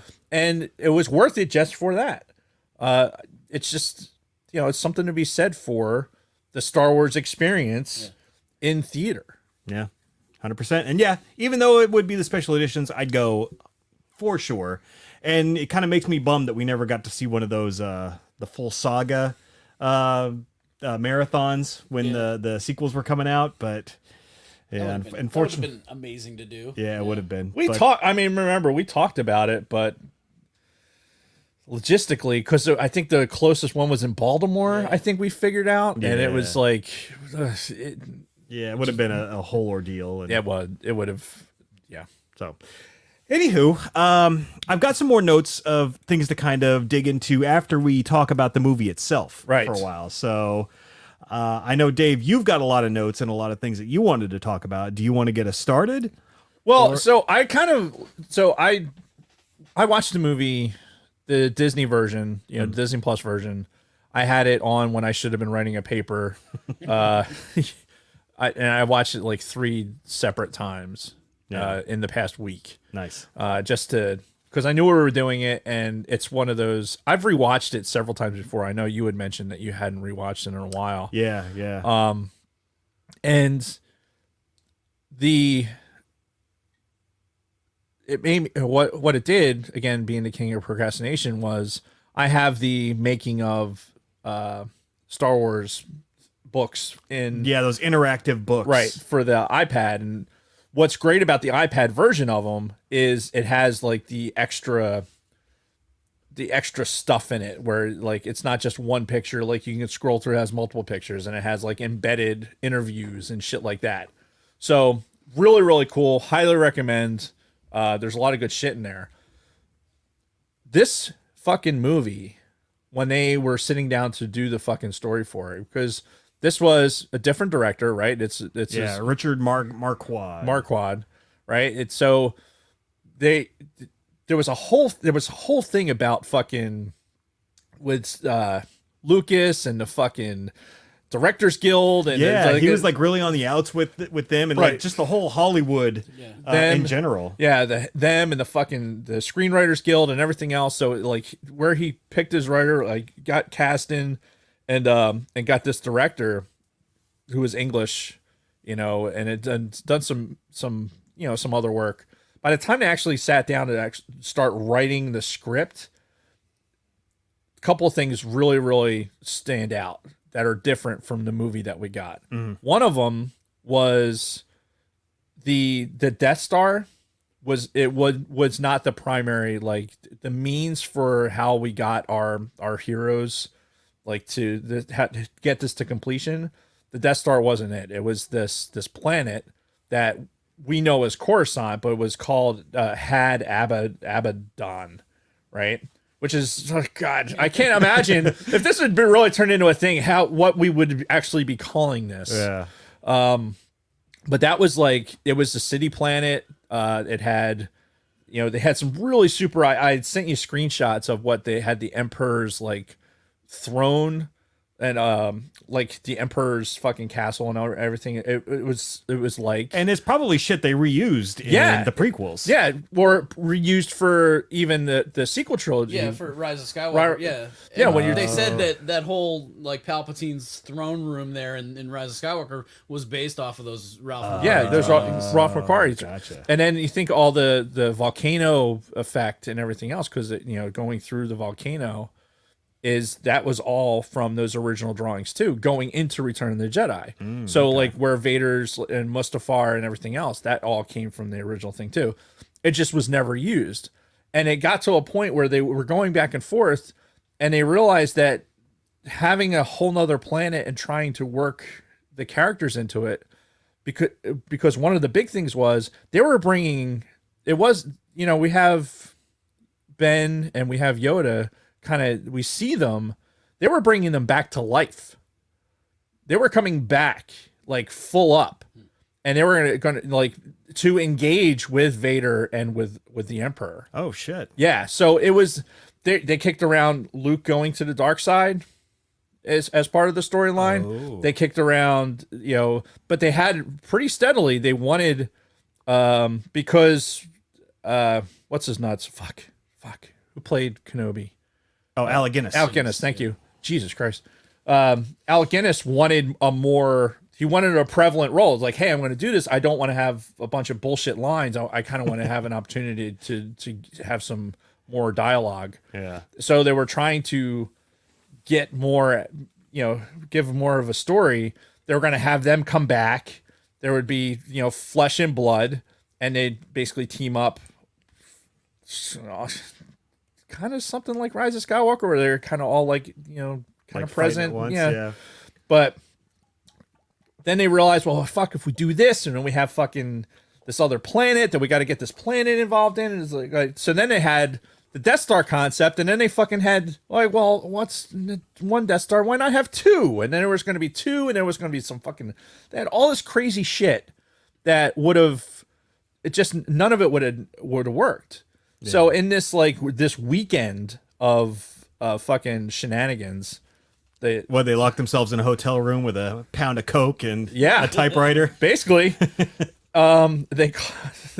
I wonder how much coke was really being done. I mean, honestly, it was. This was the 80s, man. Yeah, Revenge of the Jedi story conference. The transcript is what's in the this The book. the book, July 13th to July 17th, 1981, and this is where they fleshed all that shit out. Yeah. And it's really interesting to think of how different this would have been. Like Luke going to the dark side, Luke dying, Vader living.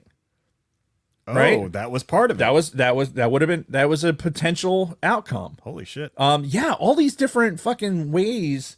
And then when they settled on Luke being the primary, and then it's like, okay, well, if he's going to be the primary and we're going to save Vader, how are we going to do that? And like watching the back and forth in this transcript, it's remarkable how George was really like, you think that the story was set. Like there's a part of us as Star Wars fans are like, well, he had all this shit stovepiped all the way down. He's got the prequels all in his mind. Like everything is set. No, the planets, the fucking, whether Luke lives or dies, like Yoda coming back to life. Right? Well, Yoda was never dead. Remember, Yoda died in Return of the Jedi. So, well, that's what I mean. So you mean Ben coming back to life? But he would have. Yoda was going to die and then come back. Jesus. Like that was the whole thing. It was going to be like go with the Force and then come back. There was dialogue written to that end. Jesus. Yeah, it was convoluted and overly complex. And imagine what the story would have been. And I tell all of this not just to talk about, oh wow, look, you read a book. It's more about like how Star Wars as we know it, would have been so much different had it finished with, you could have killed Luke off and then Leia be the last one. Yeah. This was all potentially there. And George didn't have this fucking set even in July of 1981. Yeah. It still wasn't fucking set. Which, let me ask you guys this, because I just had this conversation with Kristen a week or two ago about Luke and Leia being brother and sister. Mm-hmm. Because we all know they had the kiss scene in Empire. Right. To me, there's no fucking way George knew that they were going to be siblings when they were making Empire. There's no fucking way. And that he had to have added that because he wanted to make another surprise. And then, like, somebody along the way was like, hey, George, you remember in the last movie when they kissed? Remember that? It's like, Brothers and sisters kiss all the time. Yeah, they're not going to remember that. Yeah. But they didn't know at the time. That's fine. They didn't know. Like, incest is fine, right? As long as you don't is know bliss. about it. Yeah. So in the book, there's actually a, Lucas was famous for doing his yellow steno pads, right? And there's actually a notepad of his original notes that talks about, like, he has sister in, like, almost, like, there's a sentence written out about, like, kind of where the reveal would be. And then, like, sister is in there, like, in exclamation points. Like, it's a decision that he came to as he was writing. Okay. So it would give you the impression that based on when he was sitting down to write Jedi, that's when that he came part up of the with the story idea. came up with it. Yep, and that I buy that far more than he always knew. No, I don't think he knew shit. No. Just based on reading like this particular book, like Empire, it seemed like he had his shit together. Like he had like the story way more thought out. Same thing with like Star Wars. Star Wars, obviously, it's the first one, right? So, and we covered the Star Wars, the Star comics. Wars. Yeah, that was this show, right? Yeah, we did that. Yeah. God damn it, my fucking brain. But yeah, look, this one, like with Jedi, it's almost like they weren't really sure they were going to make it because Empire was still like, they weren't sure. Like, okay, is Empire going to make enough money to fucking pay for itself? And then Empire did well enough, not as good as New Hope did, but it did well enough where George could negotiate and actually make some of his money back because he put a lot of his own money into it. So did all the renegotiating, all that bullshit. And then, so there's like, okay, fuck, we can make this third movie. Now we got to come up with a story. And then now it's 1981. Fucking things coming out in a year and a half. I gotta have a story. Yeah, I think George had vague ideas of what the story was like. When he came up with the character, in the original one, like I'm sure he had some vague ideas of where Vader came from, that kind of thing. But like the idea that he had like the prequels all planned out, and like it was all in his head, and he was just like, well, we're just gonna make this part right here. And maybe one day we'll come back and we'll make. No, I don't buy that for bullshit. a second. I don't buy because that for a the second. shit that was in his head had things like planets called Ad Habadon or something. Like none of Habadabadabadabadabad. Like it's like Hibbity hoopla. bibbity bobbity boo. There was like that's the shit that was in his head. Like all these weird fucking planet names. Like the shit was stranger, and it was all right. I want to have the Ewoks. Like there was more people on the Ewok planet. You had the Ewoks, and there was like a whole nother breed of alien that was supposed to be on the planet with the Ewoks. It had like what was it called? It was like called the Wellaloo or something. It was like it would look like a Furby with super long legs, and the Ewoks like rode them.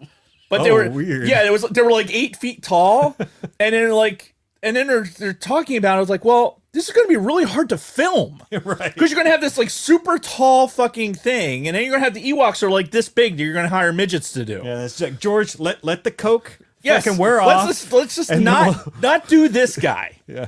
And we'll talk about that in the morning. Right. And see if that still makes sense. Yeah, like, so do we really need that? And there's all kinds of like fucking drawings of these things. And that was part of the story for a long time. And it's like, I'm sure you've seen the documentary on well, it's on Disney Plus now, but I forget what it's called, but basically the making of the original trilogy. Yeah. And like even there they showed like the drawings of what certain characters were supposed to look like originally, and they're nothing like what they ended up being. Yeah. Nothing at all. I mean, and we fortunately we get to see some of those characters like kind of as we in Rebels they reused some of the drawings. All right, let's make what was his name? Zeb. Zeb, yep. Yeah, that was Chewbacca. Yeah. The original Chewbacca. Fact is, we have some of them represented here with the secret And Pops. I think that Vader, the Black Series figure that they're selling at Celebration, I think that was based off of one of the Richard Marquand or the Ralph McQuarrie. Ralph McQuarrie, the Ralph McQuarrie drawings. Right. So Yeah, we have a couple of Ralph McQuarrie. Yeah, some of the concepts. Pops are up here. I don't, dude. I need a Dewey Decimal System for fucking identifying Yes. where the. for where Like hell all your shit is. the original Han Solo was like lightsaber wielding. Yeah. Yeah, the Star Killer and everything else, but. Yeah, so it just like to your point, yeah, he probably had some kind of an idea because he is quite the visionary, but like the details, fuck no. Yeah. Obviously, which which you pointed out. So anyway, I went into that long diatribe just to basically say that they didn't know fuck all what they were doing. And it could have been a very, very different movie. Oh yeah, and of course we all know the story how the Ewoks were originally supposed to be the Wookiees, and they changed that probably more for making it more kid friendly. Well, and sell toys. So the original setups were the Wookiees weren't cute enough originally. Like so, Ralph McQuarrie drew. Like his version of the Ewok, especially originally it was Ewak with an A. Ewak. As it was originally written, it was Ewak with an A, and then McQuarrie drew these like kind of they were more like little Wolverines, like little vicious, like these little vicious little things. Yeah. And then like George's like, no, they got to be cuter. Yeah. And then so like Johnston. William Johnston or something Johnston. He was one of the other artists that was in there that did a lot of work. And there was kind of a competition with like, okay, who's going to draw what? And then, George would draw his dots on what he approved of. And so the Ewoks were just much more teddy bear like. So it was kind of like, oh, well, let's take that fucking thing and we'll just put like fucking round ears on it. Oh, look at how cute that is now. It's a little teddy bear. Which, oh, by the way, The big eyes. I had the stuffed Wicket, the Wicket teddy bear, for years and years. I slept with that motherfucker for a good portion of my childhood. Interesting that you're holding something that looks, they're like, oh, it's like this big. No, it wasn't that big. Yeah, you were just that small. It's probably like that big. But still, yeah, no, I had my stuffed Wicket, who seemed lifelike and or life-sized at the time. But Did you? Really? Are you gonna go there? I mean, you went, you are the one who started. No, actually, it was J-Lo who started this. I don't know what you're talking about. Her and I will about. talk when she gets here later. Okay. All right, so let's start talking about some of the details of the movie. So push Wicket's legs together. And... one of the first notes that I made. First of all, we're just gonna gloss over it. Show us on keeps talking like it's not happening. Show us on the Luke Skywalker doll where he touched you. Anyway, one of the first. Well, first of all, I took a shitload of notes. Right. At work. Over the last couple of days, and I left my fucking notes at work today. So I'm like, God damn it! So it's okay. I took no notes. Yeah, so I'm going off of memory, and of course, we've all seen this movie 100 times. Yeah. So yeah, it's not like we can't come up with enough to talk about. But one of the first notes that I did make was just the level of immersion that I felt, even just this most recent rewatch yesterday. I'm immediately drawn into this universe, and I immediately feel like I'm there because of the way this was shot with the matte paintings and you know the special effects that they had at the time. They were all practical effects, and just everything felt real. Oh my god! It didn't feel like a movie set. It didn't feel like just nothing but CG and all that other shit. It felt real, and it felt like you could actually be there. Man, that fucking scene with Vader flying in. When you have the Imperial shuttle fucking dropping out of going to the Death Star or onto the planet? No, to the Death Star. Yeah. And, Vader's coming and the fucking music, the intensity of the music, the TIE fighters peel off and it goes into the fucking thing. You got the construction kind of going on in the foreground. And, it's flying into the fucking hangar space, and then you fly in the hangar, it's a fucking shiny floor and shit. You're just like, oh my God. Yeah. And for fucking awesome. For military guys like us, that made a lot of sense, especially when Palpatine shows up later. Oh, yeah. In the same fucking there. shot. You fucking ran a crowd. Well, yeah, and they've got like the flights of TIE fighters going like around, like orbiting around the fucking Death Star and everything as he's coming like in. More TIE fighters. Like we need more security. Like okay, we'll just this feels more like the military march kind of thing, where they're just peddling out all of the fucking all the military weapons. Yeah, launch the fleet. Yeah. All of it. Yeah. Like it's a huge show of force. Everyone get their fucking Class A's on. Yep. Like fuck. Palpatine's coming. God damn it. Yeah, but those two scenes, Vader arriving and Palpatine arriving, are some of my favorite moments in all of Star Wars. Yeah. And you talk about the matte paintings, like the fact that matte when Palpatine shows up, most of there's fucking people are painted. There was like 10 guys that were really there on set, and everybody else is painted. Yeah. Like the fact, once I knew that, I stare at it and go like, I can't fucking believe it. Yeah, it's just that level of artistry is I don't know, it's lost because of CGI. Yeah, I mean CGI gives us a lot of good shit. Don't get me wrong, but. Like you said, there's a level of realism when you know that fucking thing really exists. Yeah. Like you could reach out and you could put your fucking little dick beater on that fucking painting and go like, ooh, that's nice. It's right there. Or even like a scene later where R2 and C-3PO show up at the door to Jabba's palace. Yep. That's an actual big fucking door, and that exists somewhere. When he's passed out, nobody's home. Let's go. Yeah. Tell Master Luke that nobody's home. And you know what's funny about that scene too? Is that whole scene where R2 and C-3PO get there and then they go and they give the message to Jabba.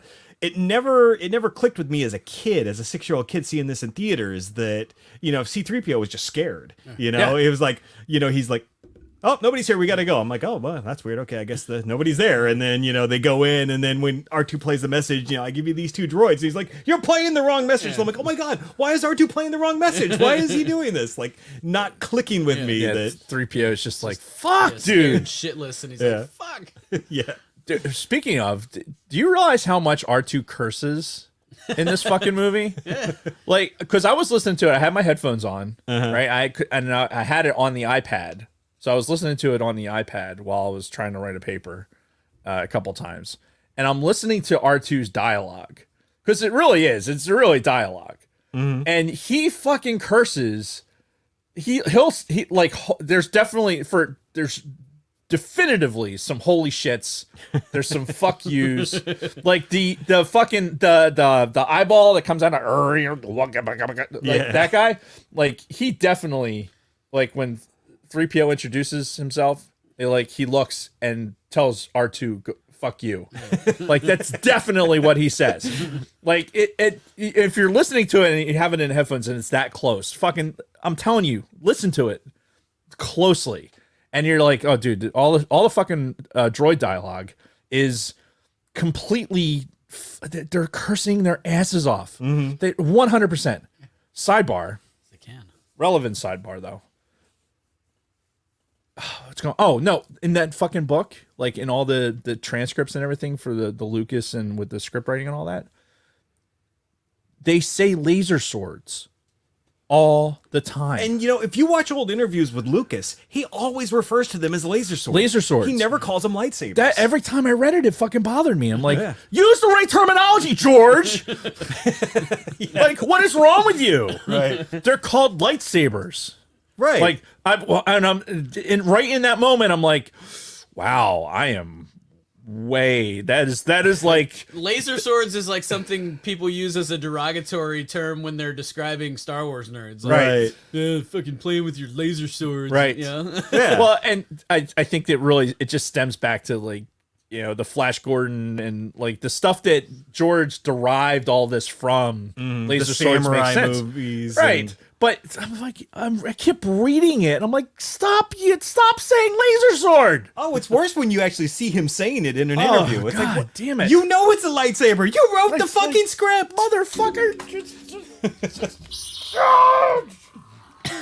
This is not a laser sword.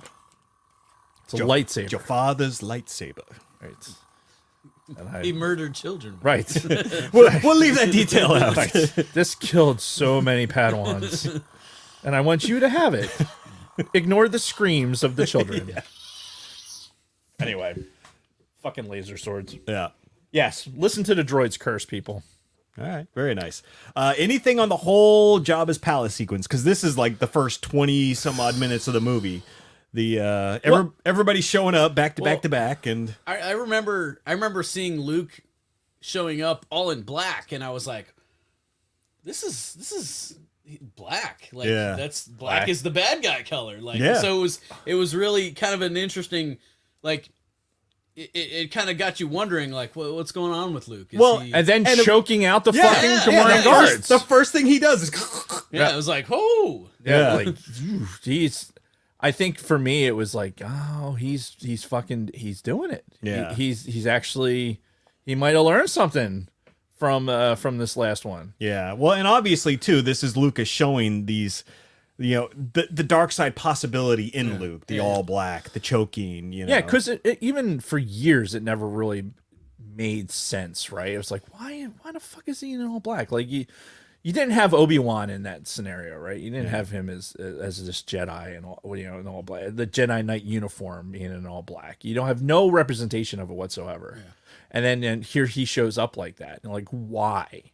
Yeah. You don't really get that explanation. Yeah. But he felt like that this is my gig, man. I'm rocking this thing.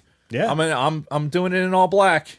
And it worked. Yeah. Yeah, it looked great. Yeah, and it looked for him. It was very slimming. Oh yeah, very, very much so. Yeah. And then of course we had the whole elaborate plan, which, was his plan always for everybody to get captured and get taken to the Sarlacc, and then this is where we're going to spring the trap? Yes. And here's why I say that. I read something again in this fucking book. There's a lot of revelations in this thing. I seriously think you guys should read it. Yeah. The question about the Rancor, right? Luke knew that Jabba had a Rancor. And part of the plan had to be to eliminate the Rancor. Because if the Rancor was still in play, then it would have been something that would have affected the plan. So he knew he was going to end up with the Rancor as part of the plan. And then George, early on in this script, had actually put in the script, there was going to be a Rancor, and this is how the Rancor is going to die. Like, he knew that part of it. The rest of it, he was building around it. But he knew, like, nope, this thing's going to die, and you're going to drop this door on it to kill it. Yeah. And then the handlers are going to be upset. Like, fucking giant man boob guy is going to... Sweaty man boob guy. To this day, I love that scene when the guys cry. And he has a whole backstory too, right? Oh yeah, they did a Tales from Jabba's Palace book. It's Legends now, but he was one of the people they wrote a story about. Oh my god! Like, and what the worst fucking 3 3/4 inch figure ever. But I had it. Oh yeah. He had that big belly, you know. Well, and that's something like as we're going through all of Jabba's Palace, biggest tits in Star Wars, by the way. Yeah, I'm like. I have all of these toys, or I had all of these toys as a kid. I had that and that and that and that. I had it all. I had fucking Jabba. I had fucking Salacious Crumb that sat next to him, and I had the Rancor. Fuck Salacious Crumb. So you still hate him after all this time, huh? Yeah. You fucking like. I just like the first thing I would have done was been like if I was Luke, I would have blast her right into my hand and shoot that motherfucker right in the face. All right, Nick. So settle this because I've always loved Salacious Crumb. I loved him in theaters. Like that was one of the things that I really remember about seeing Jedi in theaters. Was sorry, Isaac. We had to start with that. Yeah. So where do you stand on Salacious Crumb? He's annoying. Okay. That's for sure. Jesus Christ. I can't go so far as to say that I hate him. But he's definitely annoying. That fucking laugh, I want to strangle him when he laughs like that. But 7-year-old Dave hated him, and I don't hate him. 47-year-old Dave hates him even more. Well, and of course, we're getting more of the monkey lizards in the Last Mandalorian trailer. You saw a tree full of white ones. Dude. Well, I'm sure something that Dave appreciated very much in The Mandalorian was when you had that one on a spit. Getting barbecued. Yeah, and then you had like 2 in the cage next to it. I was like, Dave's loving this I have a screenshot of that particular thing. Well, not a screenshot because Disney Plus doesn't let you do that, so I had to take a picture of it with my phone from the iPad. But yes, I have that saved in perpetuity now. As one of the fucking 45 million photos that are on my phone. Right. But yes, I found that much enjoyable. Yeah. All right, fair enough. Fuck that stupid monkey lizard. I like Salacious There's Crumb. no reason for it. Did you need he wasn't a court jester. He wasn't like entertaining at all. He was just fucking annoying. It was like a lamprey, for God's sakes. Jabba's pet. Yeah. Pet what? It's like having a dog, like Exactly. That dog need to be put down. Well, we're never gonna agree on That was a bitch dog too. Fucking shit just starts going down. I'm gonna go up in the ceiling and fucking Yeah. Well, he got electrocuted, Fucking R2 shocked. the only thing that should be helping his case, Salacious Crumb's case, is the fact that he started fucking eating out 3PO's eyeball. Oh yeah. Because fuck 3PO. Yeah, 3PO's eyeball. It's like, oh, my eye, right? It's like, it's almost redeeming, but not enough. Not enough. Not enough. Take the other eye too. It's like, Fuck C3PO. yeah, what an annoying motherfucker. Yeah. Well, but there might be people listening that don't understand why you might have such venomous hate for fucking C3PO. Well, yeah, I know you were well documented as hating him, but Well, it's not so much C3PO. C3PO is annoying. Don't get me wrong. He's very annoying throughout all the movies, especially the prequels. He's super fucking annoying. yeah. yes. But it's Anthony Daniels. Fuck that guy. And Right. remind us why you don't like Anthony Daniels. Okay.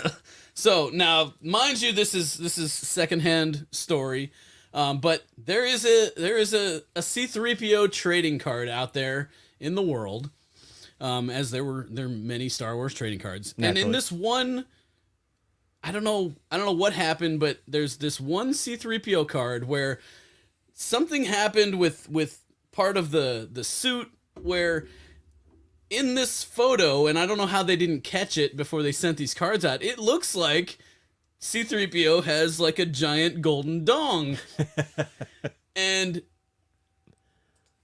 someone I know had a friend that had this card and brought it to a con, and Anthony Daniels was there, and he brought it to Anthony Daniels to sign it. Because he thought it was just cool, like this, hey, C-3PO with a big golden dick. Right. And he handed it to Anthony Daniels to sign it, and Anthony Daniels tore that fucking thing up. What? Yeah, Now, fuck that guy. I didn't witness this personally, but it sounds like something Anthony Daniels would do. And fuck that guy. Yeah. I'm trying to get a good picture of it, but Fuck that pretentious piece of shit. I was going to share a screenshot, which I see the one that you're talking And then, about. there's the whole thing with him and what's his name, Kenny Baker. Yeah. Like he said a lot of derogatory things about Kenny Baker. I don't like the guy. Yeah, and the fact that he's made a career out of fucking Star Wars. Yeah. Oh, Vickers just shared it with me. If you don't have Oh, yeah, I just pulled up an eBay shot of it. Yeah, it looks like C-3PO has a giant dick. Yeah. Let's see it. Oh, Certainly you want me to share? Okay. Yeah, share it for everybody. All right, hang Not on. everybody has fucking. Somebody could be driving and they need to see this. Share screen. Bloop. No, just Share. And then don't know what you're doing. and then let me see if I can zoom in on this, where you can get a See? nice shot Goldenrod. of C-3PO's Hurry up, Goldenrod. dick on this trading card. So yes, apparently Anthony Daniels did not like that card, and proceeded to tear up someone else's fucking property Yeah, that's horseshit. because he didn't want to sign it. Rather than just saying no, I'm not going to sign that. Yeah, which I could respect that. Yeah, it's like cool, whatever. You don't like it, you don't want to sign it, cool. But don't fucking tear up somebody else's property. Yeah. Yeah. Don't be such a fucking douchebag. Goddamn raging douche canoe. Anything else on the whole Jabba's palace sequence? Because we got a Well, lot going on Slave here. Leia, come on, we can't pass that up. That is true. You got Slave Leia. Carrie Fisher had some fucking abs too. I noticed. Like Yeah. when she's sitting next to Jabba, there's a wide shot where you see like her stomach, and she's got some pretty good abs at this point. Yeah. Well, I mean, cocaine's a hell of a drug. It is. And like she's on record as saying like she knew she was going to be in this fucking thing, so she had to like get into extra shape. Yeah. You know. Starve herself to death. Pretty much. And they're out in the desert, and there's great pictures of on set with her and her stunt double, like both in their bikini, Yeah. like the Slave Leia bikini, Like kinda getting some sunny. rays. Yeah. I've this was on the big screen. This is like basically sex on film. Like you're just like, oh my god. Like especially when she's going to fucking steer the gun, like steer the gun to blast the fucking barge. Yeah. And it's just like you want so badly for that flap that's covering her ass to just like flap over just a little bit See more. some more cheek. Yeah, it's just like but she takes her no See- acetol pills every day. So See, now, like, I didn't, at 6 years old, I didn't fully appreciate Slave Leia. Oh, me either. Yeah. But later on in life, yeah. Oh yeah, 100%. like when the VHS tapes came out, and then you know, pause. You got to pause with the little lines when Yeah. you're going across there. You're kind of like, can I? Is there a little some shy boob? Same thing with fucking our dancing Twi'lek girl. Ula, right? Ula. was her name? Yeah, Yeah. This is Dave's. Like, let's face it, this is our first real experience with shy boob. Like, Yeah. you know, as young lads. Yeah. You know, between Green's shy boob and you know, and Leia In the bikini. Yeah. in the bikini, and then he had giant fucking fat man with his man tits, fucking his sweaty man tits. Yeah. No, I think we can't not talk about this scene without having a conversation about Boba Fett. yeah. Boba Fett. Boba Fett. Fett. Where? I still have to pee though. Did you have the sign up? Yeah, I had to sign up. It's been up for fucking 3 minutes. Oh, I totally missed it. I wasn't paying attention. Damn it. All right. So should we take a quick break then? Yeah, let's take a quick break. All right, we're gonna take a very quick break because we still got a lot to talk about, and we still got to close this up by 8ish. So we'll be back after this very quick word from our sponsors. All right. Be a good time to take my happy pills. No, like I normally take them at about 7. That's why we have to stop by 8. Lottie, lottie. So, anyway, what do we do now? You guys, I've been like staring at your guitar over there. do you want to touch it? I do. I do want to touch it. You can touch it if you want. I don't mind. It's probably needs to be tuned, but I got this great Swede Studios guitar pick that you can. Get one of those. I got multiples of these. Fucking heavy. That's for sure. Yeah, I like it though. It is a hefty chunk of wood. Indeed. It's actually not bad. It's a little out. Yeah. I noticed with the temperature fluctuations, it really gets out of tune quickly if I leave it in here overnight.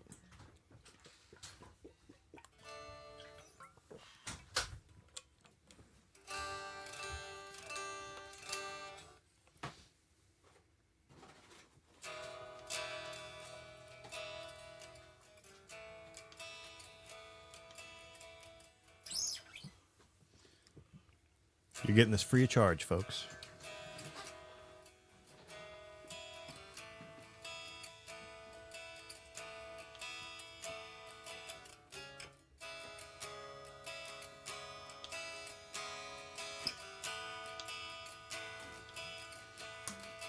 If you just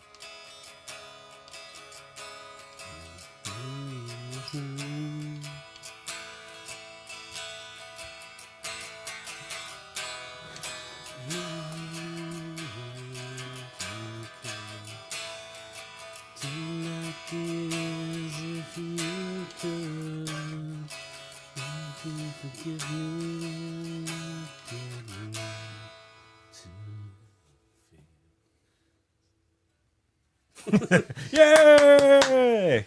stay in tune, I've been working on for the wifey. Very nice. Big Swede, everybody. Yay! And check out his many YouTube channels where he does lots of musics and whatnot. Or I guess I could stop sharing my screen.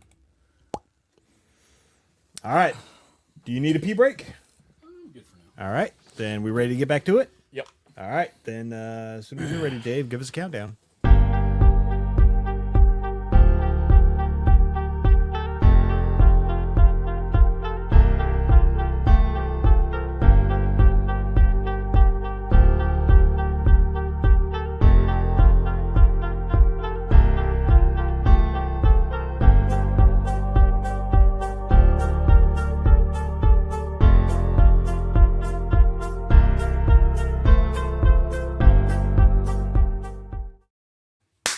And we're back. So, Boba Fett. Boba Fett? Where? All right, so you wanted to talk about Boba Fett a little bit. Well, no, I don't think we can get away from this scene because I think the demise, alleged, of Boba Fett is one of those contentious things. Very contentious. Because, well, quite frankly, he kind of went out like a bitch. Yes, 100%. And for years, that was, our last, at least visually, Right. Representation of him. Mm-hmm.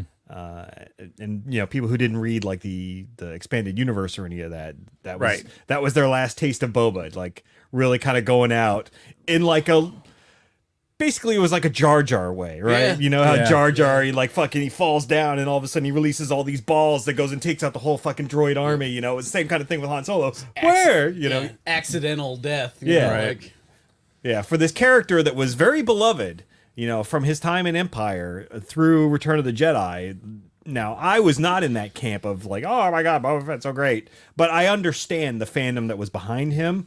Right. And yeah, it was a shitty way to kill him. I thought he was awesome. Like, just the just that kind of like mystique about him. Like you didn't know, he man a few words. You didn't know what he looked like. He's just this badass kind of like gunslinger dude. And I just thought I thought he was badass. Like the first Star Wars tattoo I got was Boba Fett. Oh, nice. So yeah, to see him go out like that was kind of like, really? Yeah. That's the way we're doing this. And like I said, like the first time I saw the movie, it was whatever. It was a funny moment as a kid. Like, yeah, you just tumbled into the Sarlacc pit. But then like, later on after I'd watched all the movies and I understood everything that was going on, it was like, really, that's the way we took this dude out. Mm-hmm. And it took, decades to finally, get the payoff of, oh, he's not dead. He's still alive. Which, like that's another thing that the fans sort of clung to was the fact that, oh, he could still be alive. He had the armor on and he could have figured a way out. And, we had a feeling after the Disney buyout that they were building towards that. They'd placed some hints with the Cobb Vanth story in the Aftermath books. So we knew it was eventually coming. And, obviously we got our return. Now, this is something, though, that when I watched it this last time, and I'm curious if you guys felt the same way, I looked at this whole Jabba's Palace sequence very differently now, having seen a lot of the other canon that's out there, seeing Book of Boba Fett and Mandalorian and some of this other stuff that's come, because it's like, I just look at it differently. I'm looking at Jabba's Palace. I'm like, oh yeah, that's the same palace that, later Boba and what's her name come in and they kill Bib Fortuna, who's, a thin man in this one. Yes. Big Bib Fat Tuna. Yeah, and Bib should have ate more tuna.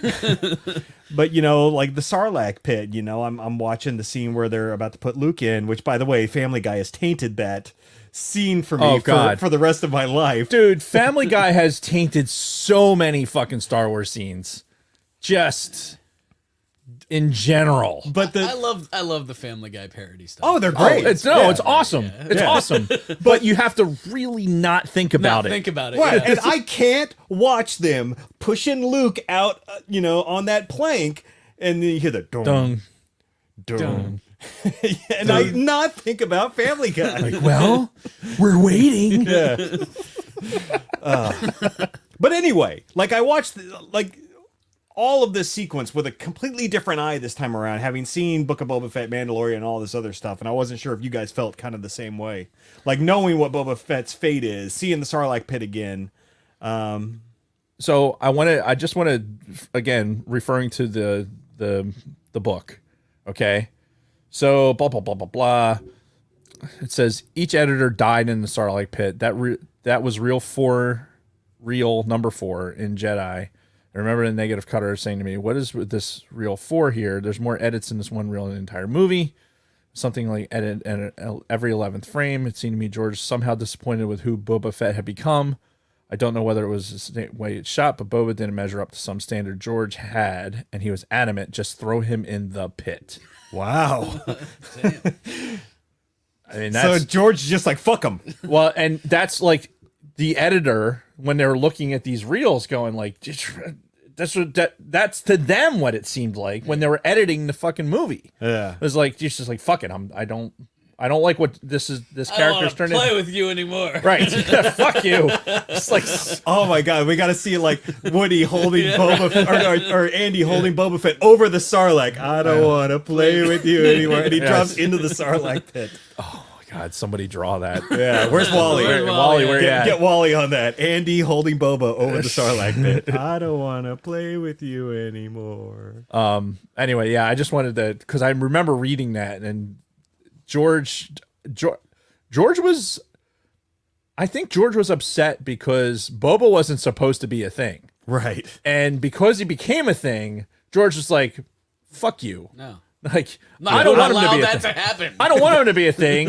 I'm going to make him fucking like basically have an accidental fucking discharge. Right. And fall into a fucking giant pussy in the fucking desert. Well, and he did the same thing with Darth Maul, though he only kept him alive for like 3/4 of a movie before he killed Maul, who was another fan favorite character before the movie ever even came out. I know. And then he's like, fuck him.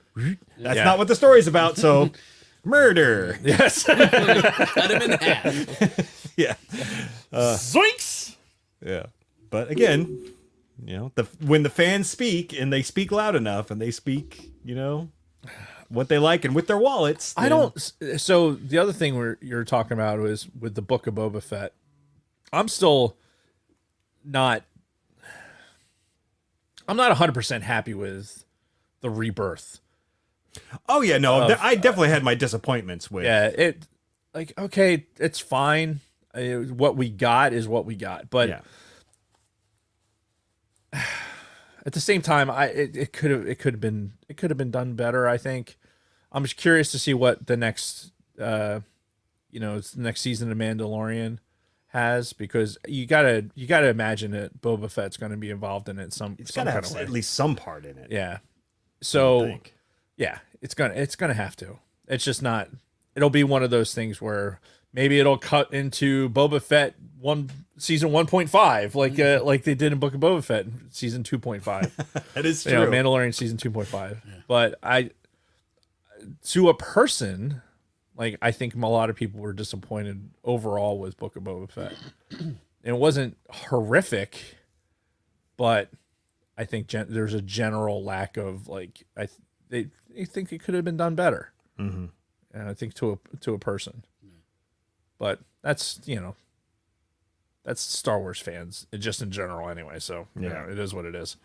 And after this, we get the only deleted scene, I think, like the only fully shot scene that got cut from the movie, and that's when they're like in the sandstorm, and Han Solo is like thanking Luke, and it's the same dialogue they have as they're flying away from each other, just. It's Han saying it to him in person. Thanks for saving my life. Now I owe you one, kind of thing. Yeah, instead they did it on the, over comms on the Falcon. There was another deleted scene before that. Refresh my memory. Luke. Oh, the lightsaber. That's right. Yeah, Yes. I forgot about that. Yeah. Which, that's another one that makes sense because I liked his entrance in this the way it is. Yeah. As opposed He to just shows the door opens up and this cloaked figure is there, walks in, and he's just like, fuck you. Yep. Fuck you. Yeah, no, I forgot about the lightsaber building scene. That's right. But yeah, no, I think it's better the way they left it. Yeah, there's look, editing, the miracle of editing. There's definitely good things to be said for that. Mm-hmm. But I would agree that scene existed. You don't need it. We don't the mysticism of building a lightsaber. We don't need that yet. Yeah, there's a level of detail, or I'm sorry, the laser sword. Yeah, Fucking George. So yeah, after that whole scene, we see the Emperor arriving at the Death Star, which we talked about already. Anything else on that? Nipple hardening. Yeah. Fucking awesomeness. Then we go back to Luke visiting Yoda on Dagobah. Really? That's where we get the scenes where look, I so old to young eyes. No, No, you're good. Nah, you look good. You smell great. Yes, you don't smell like old people at all. I can't see that scene anymore without thinking of without seeing the meme about, like, it wasn't until I became a dad where I understood that, like, Yoda couldn't take Luke asking him questions anymore, so he just decided to roll over and die. Just said, fuck it, I'm just dying.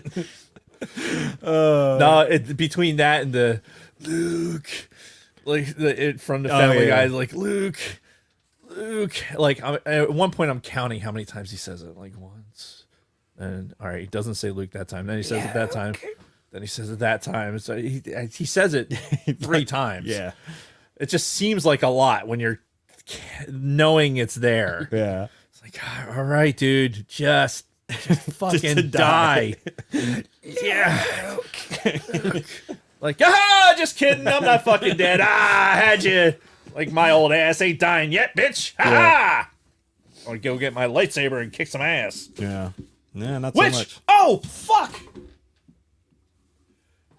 One of the things that I read in this fucking book that...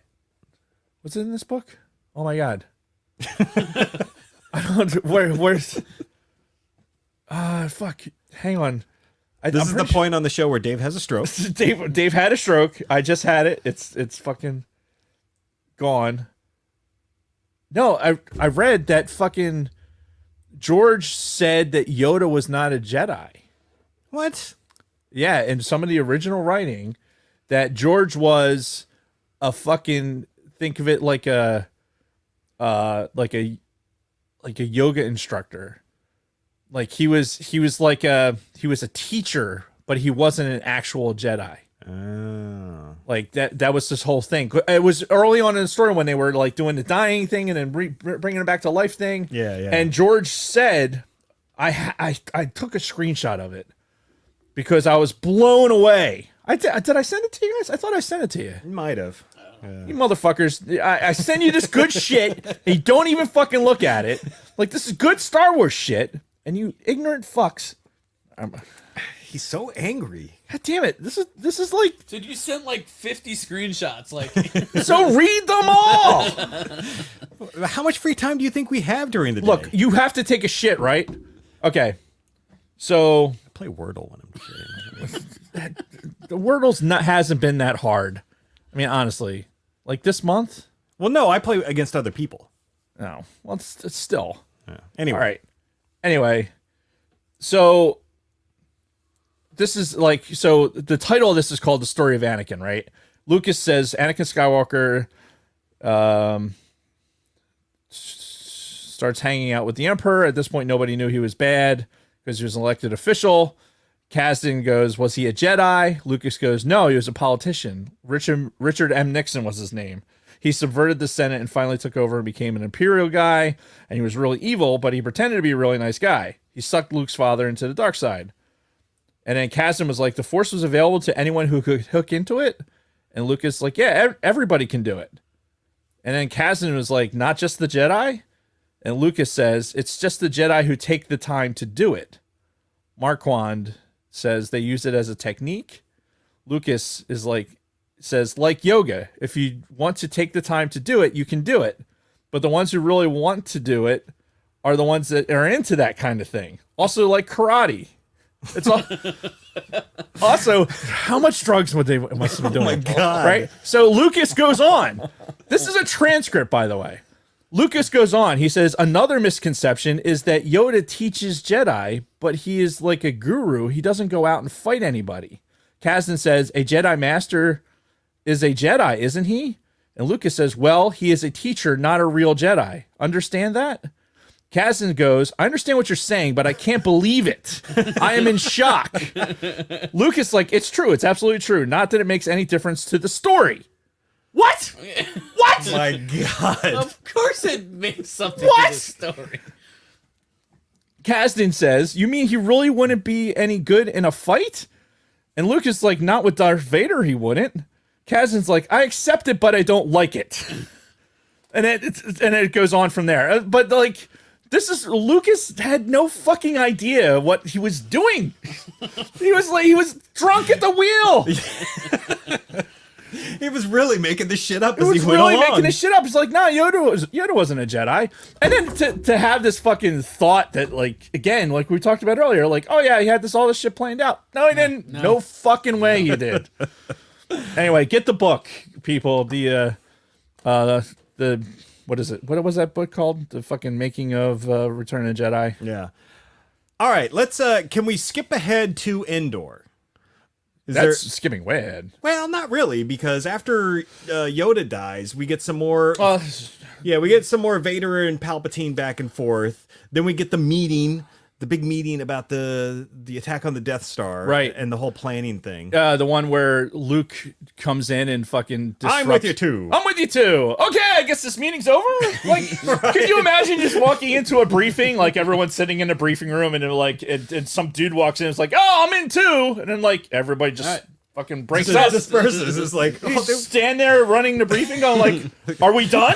I didn't know we were done. Yeah, like who the fuck is this? Who the fuck is this clown? Yeah, yeah, the brother of one of your, top officers just walks in and just like. And here's the other thing: like, watch this scene and watch Mon Mothma stare at fucking Akbar the entire time. Like, she's staring at it like she's never seen a fish head before. Like, her mouth's like hanging open. She's like, Literally, I swear to God, Google it right now. Fucking turn on Disney Plus and watch that shit right now. Mon Mothma's face is just. She's standing there with her fucking mouth agape. Is everybody else seeing this fish talk right now? Look at the eyes on this thing. Like, she can't fucking believe it. She's not looking at the hologram. She's not looking at the plan. She's looking at the fish's head. And she can't fucking believe it. Oh my God. Now I gotta watch that. You have to watch it. I'm telling you. I'll have the calamari. Yes. She's just. I shouldn't have had that fucking fish. Anyway, those were the parts I needed to talk about for this Sure. fucking thing. So all right, so let's talk about the other big elephant in the room, or teddy bears in the room, the Ewoks. So another huge area of contention with Star Wars fans, and I think it really does depend on your age. You know, whether or not you like the Ewoks, you tolerate them, or you just absolutely despise them. And I've always been in the camp, because again, I was 6 years old when I saw this movie. I always liked the Ewoks. I liked them as a kid. I still do not dislike them as an adult. I think they're fine. I think they're still a little humorous at times. I have no problems with Ewoks. Yeah. When I was 8 years old, I didn't have any problems with Ewoks. Yeah. But you know what I don't need? I don't need extra Ewok shit. Like extra Ewok cartoons and extra Ewok Movies. and no. Now that I will say is those Ewok movies that they came up with after the fact. This shit's fucking horrible. The only good after this movie, the only good thing that had Ewoks in it was fucking Holiday Battle Special. Was there Ewoks in Holiday Special? There wasn't Ewoks. no, in that. that was the Wookiees. God. No, it was the fucking Battlefront 2. That sequence where you had the fucking the Vietnam Ewoks in the fucking dark attacking the stormtroopers, and it was fucking terrifying. Yeah, like that was great. Like that was the perfect use of the fucking Ewok in that. But otherwise, even when I was I think even when I was 7 years old, I'm like, are we real? Is this really like these guys have fucking walking tanks?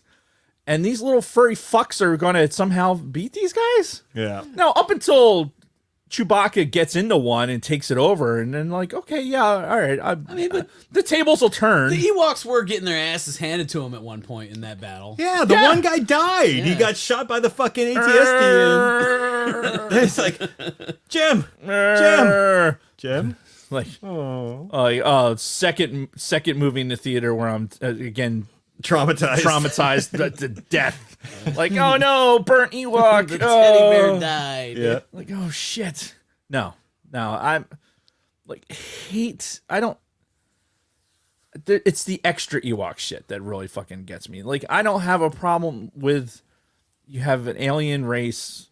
Maybe because I'm getting older, I'm just like not. I don't give as much of a fuck anymore. Like, I'm softening on it. It didn't really bother me as much this time. I certainly don't need to see him blink. Right. Like that fucking shit. That's creepier than the I fucking. did not need to see them blink. That's like going to fucking Disney World, right? The first time I went to Disney World and saw the fucking like Mickey and Minnie fucking blink, I was like, what the fuck just happened? Like that shit was like it had been. Let's see. I was in Disney World in '94. 94. Gotta put that drop back. You did. I thought you did. It's on a different page. God damn it, Jason. You have one job. 94. There you go.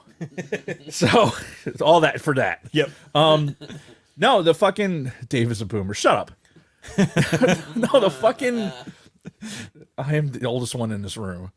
No, the fucking down in Disney World, the first time I'd gone down there, like as being older, like 18 years old, none of the characters had the fucking animatronic faces yet. Then when I take the kids down there, obviously fucking 20 years later, and they're, we're watching a parade, and fucking here comes fucking Minnie walking over to say hi to Kate. and brip, I watched the fucking eyes blink. I'm like, oh, what the fuck just happened? Like, it completely, like, my butthole puckered up. I'm like, what the, holy shit. It scared the shit out of me. Yeah, and if you don't get the reference, Dave is referring to in one of these later edits of Return of the Jedi special editions, they added blinking eyes to the Ewoks, because before they were just like the round open eyes that never blinked. Which were just fine. Yeah, I think it works just Nobody was sitting there going like, why don't they fine. blink? Why aren't the Ewoks blinking? Yeah. It's so unrealistic. Why aren't they blinking? So can we talk about one thing really quick? So Cocaine. So we know that when after they captured Luke and Han and all of them, they were going to cook Yeah, they're gonna eat them. Han, Luke, and Chewie, and they were going to eat them. What What do you think happened to all of those fucking stormtroopers that they killed on Endor? Because all we saw were their fucking empty helmets. What do you think happened to all of those fucking bodies? Those Ewoks ate all of those fucking people. Yeah. Yeah. Tasty treats. Yes. Yeah, they are not as just cute and innocent as No, you they're know not. as they appear, They were because they have no problems eating humans. they were ready to fucking go. Yeah, so there is no fucking way they didn't eat a majority of those fucking people that they killed. No, So 100%. 100%. Yep. Never a doubt. yeah, so just something I thought I'd bring up because it was pretty funny. Yeah, Ewoks are fucking cannibals. I mean, not cannibals, I guess, but carnivores. Yeah. So as we're getting up there in time, let's skip to the big finale. The three simultaneous battles that are happening. This was always one of my favorite moments in all of Star Wars. And they tried to like recreate this in Phantom Menace, I think, where you had like a bunch of different things going on at once, which Yeah, did you not had Yeah, it didn't. the Maul lightsaber battle. You had the Gungans. Yep. And then you had the Queen and her entourage Yeah. trying to get to the throne room. which yeah. it did not come off nearly as well as it did in this, because this was Obviously. the ground battle with the Han and the Ewoks taking on the stormtroopers. Then you had the space battle with Lando and the fleet taking on the Imperial fleet, and then you had Luke, Vader, and Palpatine going on in the Death Star. The reveal, like the Emperor revealing the fully operational Death Star, and then him fucking, calling into the like, you may fire when ready, Commander. Like that's it from a military standpoint. It just is like, oh, this is the most obvious. This is the most realistic thing I've ever seen. like just some fucking dude sitting in the big chair going like, go ahead, fire. Shoot.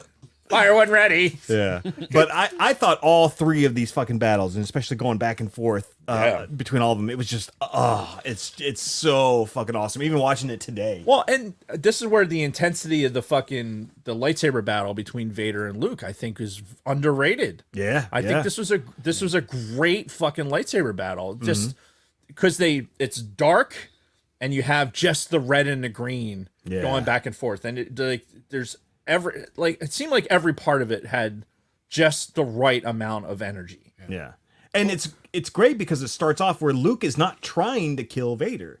He's he took the swing at fucking Palpatine, and that's when Vader blocked him. But this first couple of segments of Luke and Vader, he's not trying to kill him. He's not trying to do anything. He's just defending himself and then trying to back out of the fight. Like, so one thing about this fight, and I always bring this up to people. The Jedi are always talking about like there's no emotion, there's only the Force, blah blah blah. But if you look back at every Star Wars movie we've ever seen, the only time a Jedi has ever beaten a Sith is because they used emotion. Yeah, Yeah. Like Luke in this one, like Vader hits him with the if you won't join, then maybe she will. Yeah, and then that's he's when like, he fucking snaps. "Yeah!" and he just starts going off on him. Yeah. You look at Maul, like Kenobi's hanging down in a pit. He's and like he gets pissed off, and he fucking somersaults over the top of him, Well, cuts him in yeah, half. because he was already pissed off at that point. Because when he killed Qui-Gon. Qui-Gon, yeah, And Obi-Wan then was fucking. You look at Anakin with Dooku, like Yep. he's whatever, and then I forget what Dooku says to him, but he pisses him off, and he fucking cut your fucking arms off, and now your head's gone. Yeah.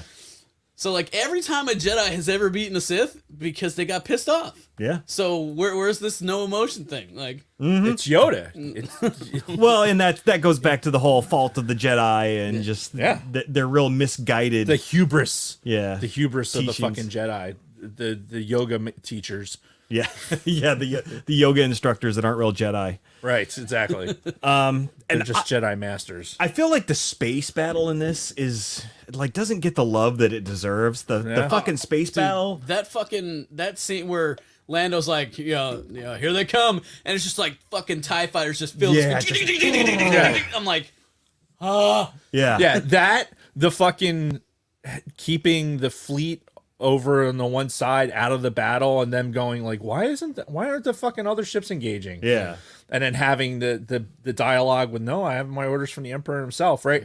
Like everything about that dialogue, which by the way, that dude whose the fucking name is escaping me Admiral right now. Piet. Yeah, Admiral Piet. I can't remember the actor's name now because he's been in other shit. Anyway, Admiral Piet is one of the best performances in this fucking movie. Honestly, like think of the scenes that he's in from as a military guy, Sure. right? Like standing on the bridge, fucking Vader's like, what's this fucking ship doing? He's like, I was getting ready to clear him because he got the right fucking codes. I mean, Which created one of the greater memes ever. It's an older meme, sir, but it checks out. Exactly. I mean, it's exactly like, all right, dude, I'm doing my fucking job over here. Like, what do you? You're micromanaging me here. Right, now you're just standing there. What do you want me to do? Should I hold them? Yes. What do you want me to do? And then like this one, you're like, no, hold here. Like I got my orders from the big guy. Yeah. We're just gonna fucking sit here and wait. Yeah. And then Lando's they don't run away. Yeah. And then the decision to fucking move the rebel fleet into the fucking with the other fleet because the Death Star is not gonna shoot at its own fucking ships. Yeah. So allegedly. Allegedly. You never know. I wouldn't put it past Palpatine. Yeah. Do it. But do it. But yeah, no, it was so greatly done. Even when they first arrived at the Death Star, right? And they're, trying to get the the music. The music is fucking incredible. And they're trying to get the reading on the shield. And it's like, well, how do they know, or how can they be jamming us if they don't know we're coming? Fuck! Oh no! Yeah. And then boom, as soon as they pull around, then they get to the scene where you're talking about and just like fucking ties everywhere. There is not fighters coming in. There's not a point where, like, if you think about it, like in the next 15 minutes of this movie, where there's not something fucking happening. Yeah. Like there's, and it like, switches to the other thing, and fucking Vader and Luke are going at it. Then fucking switch to what's going on in the battle, and like everything is teetering into balance. Mm-hmm. And that scene where the TIE fighters first come in, like you actually see different. You see like TIE Advanced. You see like these different. TIE fighters in there that you haven't really seen other than Vader's special TIE fighter. Because the TIE Interceptor, you never saw the TIE Interceptor before. Yeah. You've seen TIE Bombers before. They have TIE Bombers in the second one. But yeah, you have the TIE Interceptors. You have, it's just... It's a lot all at once. It's for awesome. Sure. It is definitely awesome. Yeah, and just talking specifically too about the space part after they finally go into the Death Star, flying through the trenches was awesome. Yeah. But the scene that I really love from this is they go through, Wedge shoots, then the Falcon shoots, and then you got that shot of them coming at you, like after they hit the reactor, and you see the reactor kind of like crack, and fall, and as soon as it falls, boom! Yep. Like Right. I love that fucking shot. And that fireball chasing them out, and Yeah. And you get the picture of it's like the Falcon's the lights, and you get the shutter. You know how when you see a picture of a light and it's got like however many lines that's the amount of shutter aperture that you see. Yeah. Like that's what I think of when I see it. But you got like the perfect, like you're seeing the light and everything, like all the detail is there and it's fucking coming right at you. Mm-hmm. Like it's fucking beautiful. Yeah, I love that whole sequence. Yeah, there's so much about the realism of the Death Star that there was a couple of scenes where like you could see that the modeling maybe wasn't quite done as well as some of the other stuff. But there was so much going on. Too. Yeah. And like still, even if maybe it wasn't perfect, like this whole sequence, this was all filmed in 1982. Because again, I'm watching the non-special edition version, so none of the digital alterations, and it still looked fucking phenomenal. The whole space sequence, with the Death Star and them and the Star Destroyers, it was just, so yeah. I think I can isolate out of the special editions. I'm pretty sure I can like. isolate the stuff that has been added. Yeah. Like you've seen it enough times where it's like, yeah, I know what's supposed to be there and what's not. Yeah. But appreciate the fact that this is so much brighter.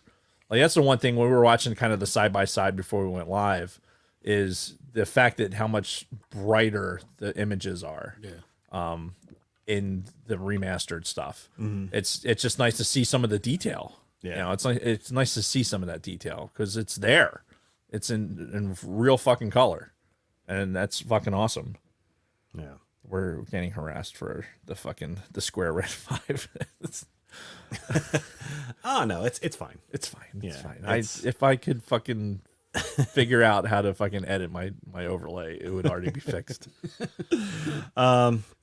So yeah, now anything else on these the three simultaneous battles? I mean, I know we're kind of going through it all pretty quick, but like there's a lot to take in. But like every minute of it, to me, is fucking phenomenal. Yeah. Oh, it's the ultimate crescendo for this trilogy. Yeah, You know, if you think about it, like let's have these three things going on. You know, you have three different hero stories happening at once, and they're all going to come to one satisfying conclusion. You know, at some point, and we get it. You get that conclusion, yeah. and it's beautiful, except for the way the special editions end, because I think universally we can all agree that Yub Nub should be should be the actual fucking Yub Nub. Though I agree with you, I do agree that I prefer the original ending celebration. That's one of the scenes that I'm not as upset about. I fucking hate That was changed. I hate the added seeing these other fucking planets, because you're talking about a fucking instantaneous, like, no, they go back on this canon. Right. In all the books and everything else, they completely renege on this because there's no instantaneous celebration. Like the battles don't automatically cease. Yeah. Like, I mean, like the aftermath, like you have that, all these battles that are taking place after, like the whole Battle of Jakku thing. Yeah, like because that. the Empire is still a thing. Yeah. Yes. Yeah. Just Yeah. because Vader and the Emperor are gone doesn't mean the Empire just right. disappeared. Flooding the streets like that, and it's just fucking dumb. Right. It's just dumb. That's like, like saying you like assassinate the president of a country.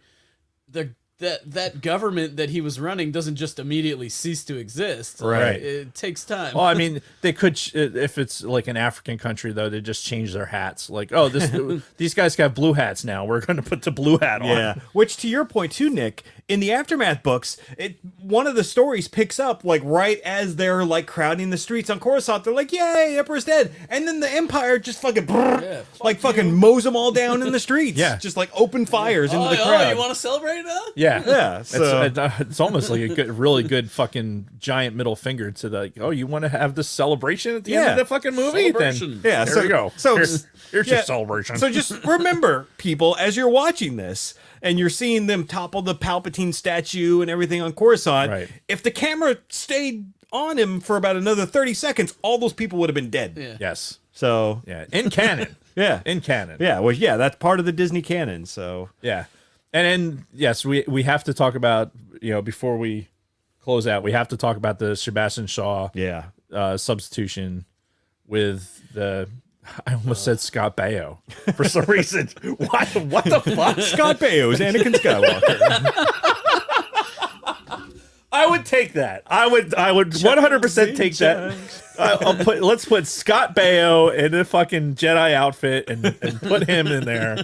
But only as the ghost, right? Only as the ghost. Yes. Just for no reason. Then everybody's looking at it like, what the fuck? What is Scott Baio doing here? Yeah, like of all of the special edition things, like that's one of the tops on my list that I absolutely fucking hate is Again, Anakin Skywalker. makes no fucking sense whatsoever. Zero sense. Like everybody else is the same age as they were when they fucking died. Yeah. But for some reason, Anakin is back to young Anakin. Right. Like why? Right. And he looks creepy as fuck. Yes. He just does. It's just like he's got this like weird like this Like, I'm alive almost. Like, it's so fucking just like, God damn, dude. Yeah. Like, no. Like, I mean, you were on fire a second ago. Why don't you go back over there? Like I think like when it comes to special edition changes, I think we can all agree on what number 1 is. The Vader? No. No. Oh. Oh, Jedi Rocks. Huh? Jedi Rocks. The. Killing me, bro. Hold on. I've got my list of changes that were made. Victory Celebration. Vader. No. The Blinking Ewoks. Jedi Rocks. Well, are you talking about just Jedi? I'm talking about just we're just talking special edition in general. Oh, God, it would still be Jedi Rocks for me. All right, well, what were you thinking? Greedo shooting first. Oh, yeah. Oh, well, yeah. Or any variation thereof after. Yeah, they all looked Han's awful. head sliding to the side, like all of that shit. Yeah. So fucking horrible. And it took away from Han's character. Like that was who he was. Like oh well, you know, we don't want to, you know, teach kids that it's okay to kid. It's such horseshit. Yeah. It's such Fuck outta here horseshit. with that shit. And that whole fucking thing with the Jabba sequence too. It's like Yeah. That they cut that, and then when they're writing the fucking next one, they're like, yeah, well, we had this scene in there, and we thought it was going to be a monster, and we just had a placeholder in there, and then we kind of went away from it. even though you But- just repeated the same fucking scene you had with Greedo, Right. now you're having it with Jabba in like with bad CGI. Right. Like, It just it doesn't make any sense, and you're adding it just so you can have Jabba again in there, and then a fatter, more slug-like Jabba in the palace. Yeah. Do more coke. Which, oh, by the way, like, we didn't even talk about when Leia killed Jabba earlier in the movie. Like, that was fucking dark, too. You're talking about stuff that, like, why would you want children to see that? Because it's, like, fucking disgusting, yeah. Right. And, like, she's just choking the life out of him, and Yep. he's like, "Rrr." Suck this bitch. Yeah. That's pretty disturbing. That was disturbing. There was a lot disturbing about Java. Yeah. I mean, let's face it. Like finding out later in life that there's like fucking 6 dudes inside that fucking thing to make it work. And then like, when I found that out, and then I'm like, all right, so they put one of these frogs in its fucking face. Where did that frog go? in the like, where does that thing go? Yeah. Leia stabbed one of them with one of her heels because she stepped. Oh, she yeah. stepped on Jabba as she was going over him, Yep. and their heel went through. And Yeah, it's it's so awful. Just Yeah. and the fact that they made like somebody drew it, they made a marquette of it, and then they're like, "That's it, let's do it." Yeah, yeah. They fucking made that monster. Yeah, and it's like, go. One nostril bigger than the other. Oh, and of course, when we were watching Pizza the Hut. when we were watching Jedi this last time, I always have to point out the scene with Carrie Fisher's coke nail. Yes. Yes. When she puts her hand on In the Falcon. yeah, Yep. or no, it was in the shuttle, the Imperial shuttle. Oh, in the shuttle. That's right. Yeah, in the cockpit. She's like, "Come on, General, let's go." Yes. And you know, her pointer finger's got the fucking like the 2-inch long nail. Yep. Yeah. Cocaine's a hell of a drug. Cocaine is a hell of a drug. Yeah. Did we leave anything out? We left so much. so what other special edition things did you have on? All there? right, so some of the minor ones, the DS2 explosion with the shockwave, didn't mind that as much. The little shop of Sarlacc pit, we kind of talked about it a little bit, fuck. but Yeah, the beak. I that hate was it. horrible. I fucking hate it. Yeah, I hate it. I do not like that at all. Hate it. What new Boba Fett? What does that mean?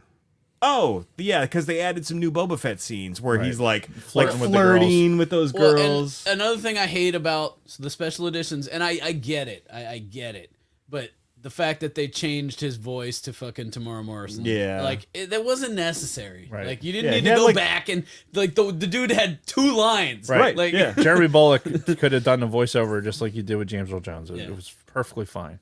And you know what else kind of pisses me off? The fact that they changed the words too. It wasn't the exact dialogue. They changed some of the things that he said when they had Tamara Morrison redo the dialogue, which was stupid.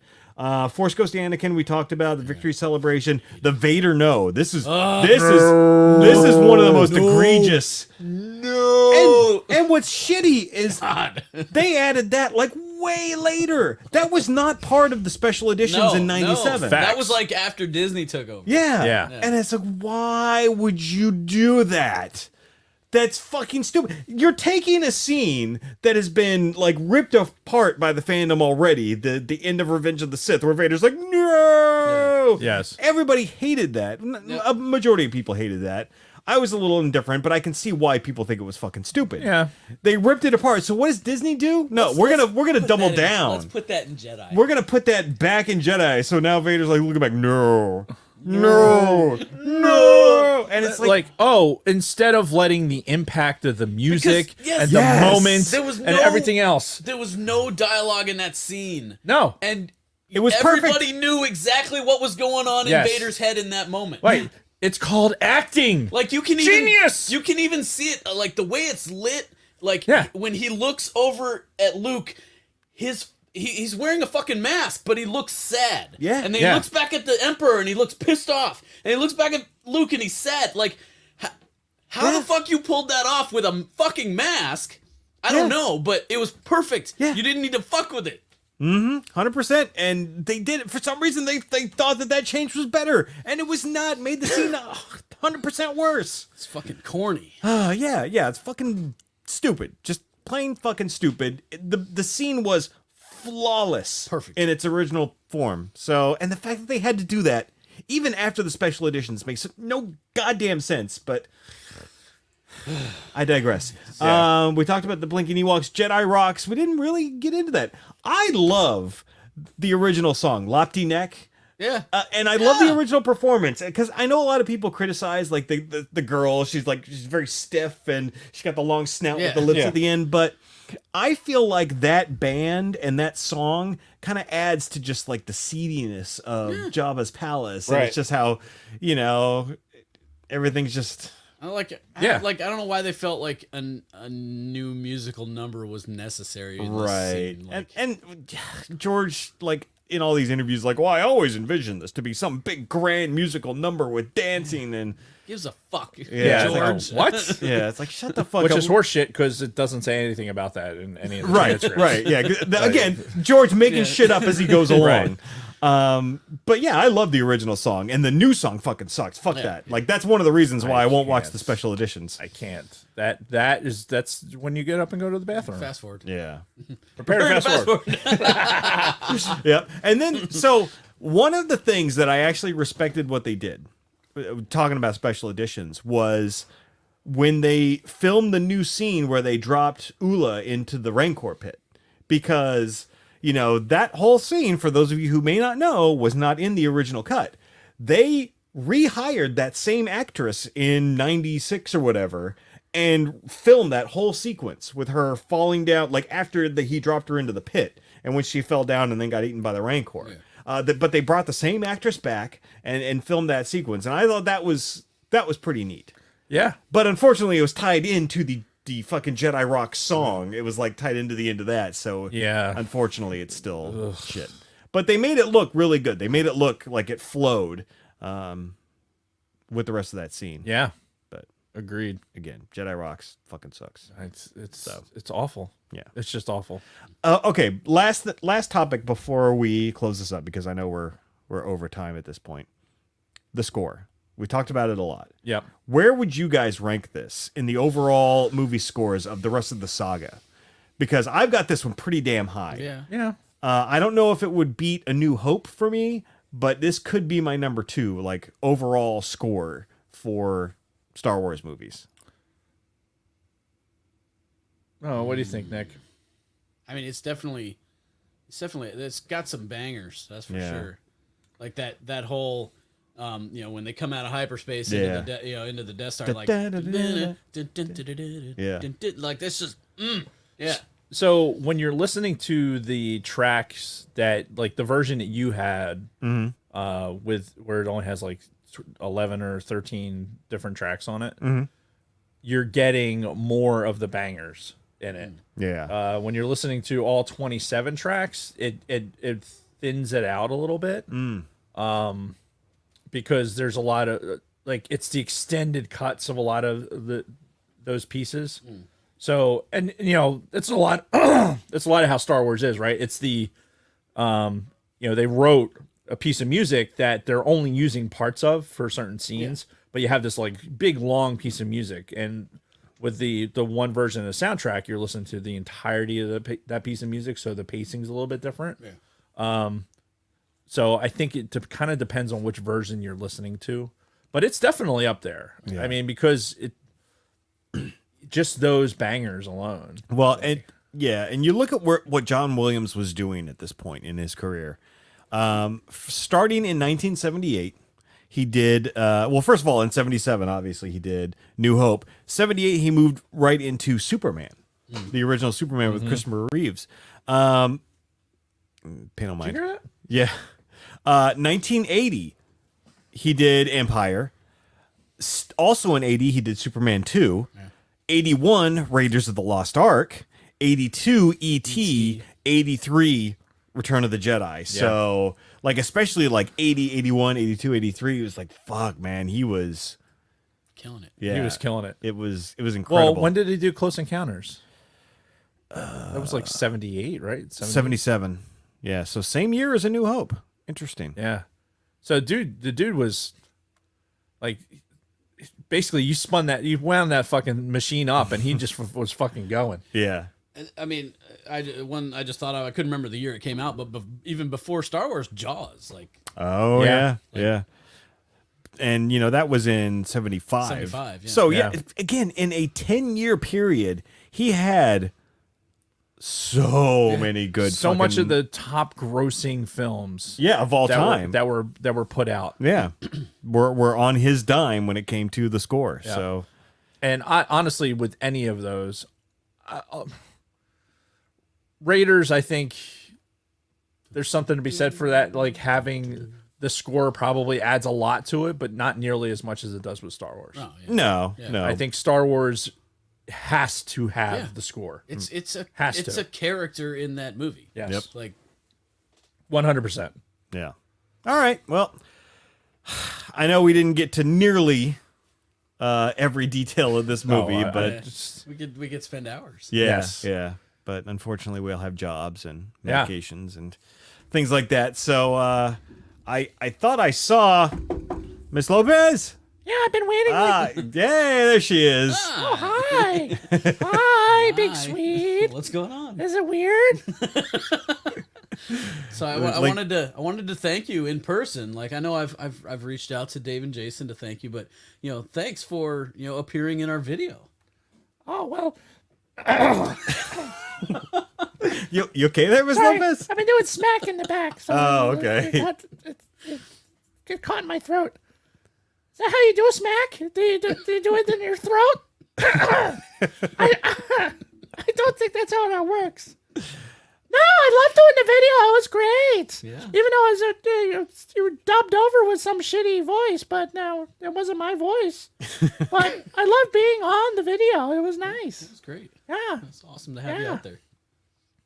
Thanks.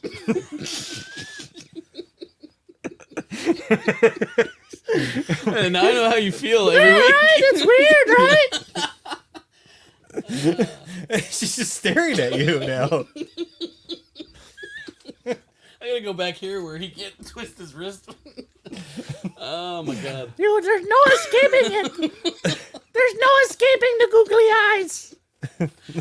Let me do the reads before Jason turns into a pumpkin. All right, so you do have reads? Oh yeah, there's all the reads. Okay.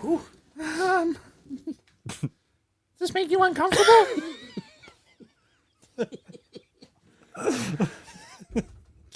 In Red 5 News, we are one of the 13 Red 5 Network podcasts participating. No, not yet. Okay. Podcasts participating in Star Wars Podcast Day 2023. After Oz go raid the live chat of ATSW The Escape Pod, already in progress. When did she type that? Are they already in progress? I think maybe she was just anticipating that they would be going about the time that we were finishing up. Oh, bastards. Yeah. Who are they celebrating? Oh, wait, that's a continuation of that sentence. ATSW, the Escape Pod, who are celebrating by discussing, you guessed it, all things Star Wars.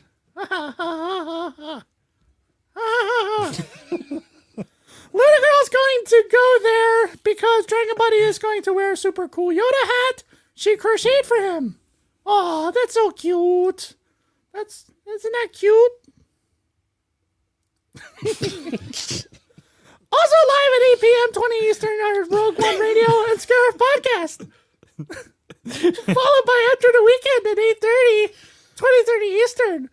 Finally, our bros on the West Coast, Sarlacc Digest, are wrapping up with the secret origins of the Sarlacc Digest. Wow, that's very self-serving, isn't it? Pretty much, yeah. Maybe we should do that. We should do, like, the history of the Sidebar Cantina on one of the shows. I suppose that's That's actually a really good idea for the 300th episode. Oh, okay. Somebody write that down. That was weak. Weak sauce. 11 o'clock Eastern. Secrets Origins of the Sarlacc Digest. Red 5 Network has 29 I'm 37? plus 8 and 6 archive podcasts. I don't know why we keep putting the archive podcasts up there. Doesn't make any sense. Does that make sense?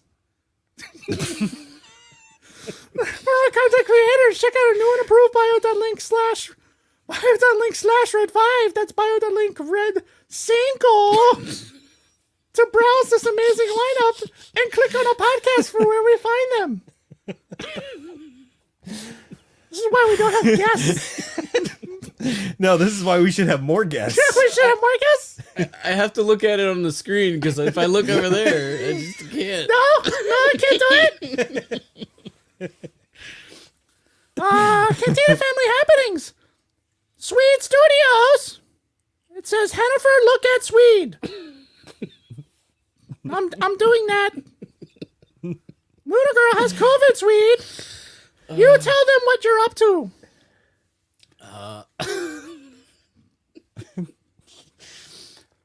What am I up to? I just released a new studio update tour. Kind of walking through the gear in the studio. I got my Harley Benton project going on where I'm taking a cheap guitar and filling it with really good stuff and turning it into something cool. And I do have some quarantine sessions tunes in the works, so stay tuned. Is that it? That's all you're gonna do? Yep, that's it. I realize this would probably be better if I just do this like that. See, like that? Just kind of leaned back like this. Lehman's term dropped. Go Eagles over the weekend. Go Birds. Luna Girl wishes him luck. And she threw up in her mouth a little bit when she typed this. Oh, that's a shame. Shame your Giants suck so bad. Boo. But give it a watch on YouTube and be sure to subscribe to your source of ignorance and drunken banter. Go Birds! The Orange and Fett Show released episode 64, Iron Eagle, on Friday. That's a comedy, right? Yeah, from Air Force people, that's definitely a comedy. That's an awesome movie. Yeah, comedy. So bad that I have to watch it every time it's on. Yeah, it's a realistic depiction of what the Air Force is. Very realistic. Yeah, super. Yeah, it's so realistic. Fact is, let's go take some F-16s. Let's go fly some F-16s right now. Maybe we can shoot down some balloons. Yeah, let's. Ooh, yeah, we can do that. That's a thing now. Yep. Float around and find out. How much you want to bet that those fucking F-22 pilots were stoked? Oh, fuck yeah. actually they were. be Fuck yeah, dude. No, you know they were. Oh, Yeah. can you imagine? We've never fired live rounds CONUS before. Yeah. These are the first fuckers to do it. Yeah. Well, and this is the first combat that the F-22s have seen. Right. So. So. Did you hear what their call sign was? No. It was Frank 0102. Frank. So it's after this. Dave, you tell him. So it's after this. After this World War One. The guy that shot the balloon down? Yes. He had 14 confirmed kills in World War One. Shooting down balloons. That's Yeah. yeah. So it was a nice piece of history there. Yep. Right? Yeah. Right. Yep. Jeez. You can find us at bio.link/the Cyber Cantina, where you can find our links to YouTube, audio, Patreon, our latest Spotify music mixtapes, and all social media platforms, including Twitter, Instagram, Facebook, Twitch, and Discord, and TikTok. Did you give all your social stuff, Swede? Look at me! Look at me when I'm talking to you! So rude! So, at Yeah? Spit it out! Come on! at Swede Studios is pretty much where you can find me everywhere, except for Twitter. It's like at Studios Swede for some reason. Yeah, just to be more confusing. I don't fuck Twitter. I don't use Twitter. My hair's all jacked up. Everything else is at Swede Studios. So Yeah. YouTube.com. It's really / funny how you're at not Swede looking Studios. at me. Nope. Well, I am up there. Stop looking at me, Swan. I'm just glad that this has taken a little bit of the heat off of me for a week. Also in our bio link is our TeePublic merch shop. We have F Cancer and Jason Rose designs, our super sexy Twi'lek sidebar chick, our beloved Hennifer, that's me, our classic Cyber Cantina logo, and 2 from a Gen X point of view throwback designs. There are t-shirts, hoodies, tote bags, phone cases, exclusive stickers and pins, wall art magnets, note tops, Swede, note tops. Have you heard of them? How about notebooks, laptop cases, pillows? Straight for fucking. Just like your Ewok doll. Don't go there. You sure? Leave Wicked out of this. Yeah, it was wicked, all right. Fuck pillow. Come on. Just about anything you can imagine. Get your ass in order. Get off your ass and order something sweet for your lover. Ooh, hey. For your pillow lover. For Valentine's Day. Send them a sexy Twi'lek shirt. Yeah, that's yeah, I don't think anybody's wife is going to love a sexy Twi'lek shirt. Unless you're, yeah, there's not as many wives are as enlightened as Lunar Girl. I don't know what I'm saying. What am I reading? Oh, yeah. We're ahead of her mug because coffee is love. Or a Jason Rose pillow. Did I mention the pillow? It's so nice I said it twice. Because that always puts a Jason in the mood. Oh, that's funny. I should have read this ahead of time.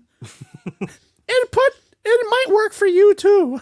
Come on. She put that in the She put that in there. I swear to God, it's right there. Come on. Make sure you tag us in the socials and show off this fine, sweet ass merch. Just wash it first. Reviews! No new reviews. Motherfuckers. Tell your people that you have to put reviews for because you're on the show. You have to put reviews. Go give some reviews. Do it better. That sucked. Do it better. Ah! Oh my God. He put things in my mouth. I'm going to say it right here on the air. He put it in my mouth. I did not approve. Were you violated? I was violated. Okay. I did not consent. I did not consent. That's what it was. I need an adult. Little girl's so incredibly bored. So please write us a 5-star review on Apple. I don't know what's happening. She has these nifty Star Wars Valentines. She's just dying to send along with some swag. Don't have an Apple account. Our Facebook page is a review feature tool. Just screenshot your review before you hit down and DM us on Instagram and Twitter. Tell us what you love or even hate about the show. Jennifer Lopez or Hank or either Mama was fun. Or somebody fun will read your review word for word on next episode. Reading is fundamental. Again, Lunar Girl will throw you a swag. You don't want swag from Lunar Girl? Do it for her. So she stops in her incessant whining. That's good. That's a good line. End note. Lunar Girl cannot be held responsible for any types of weird things Hennifer says on today's episode because she's sick and she's not thinking clearly. The end. Probably should have let off with that, honestly. before we said more shit about the fuck pillow. That was not me. That was Lunar Girl. 100% Lunar Girl. Sure. In her fucking COVID haze. Yeah. Hi.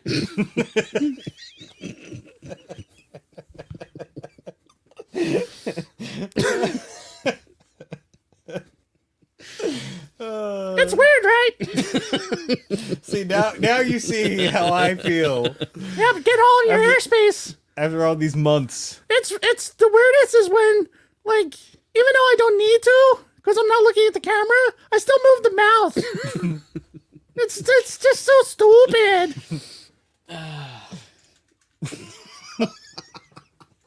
The googly eyes gets him every time. Bye. All right. Bye, Miss Lopez.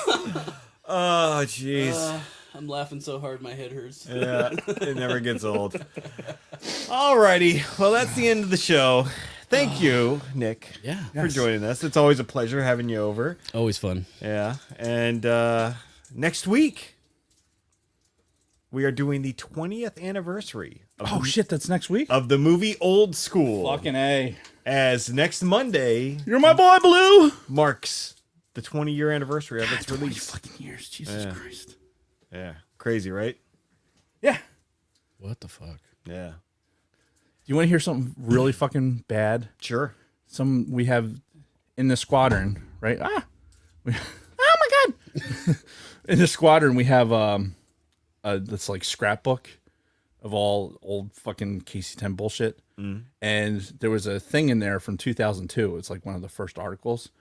And one of the boom operators said, like, oh, this is before you, right? In 2002? I'm like, no.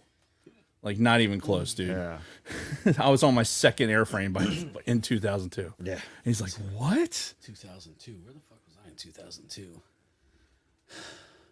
I think I was already back from Korea.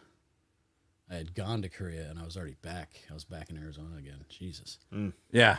Yeah. It's like I'm so old. Yeah.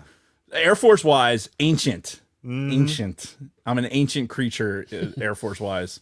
But anyway, yes, we're old. And old school is old. Indeed.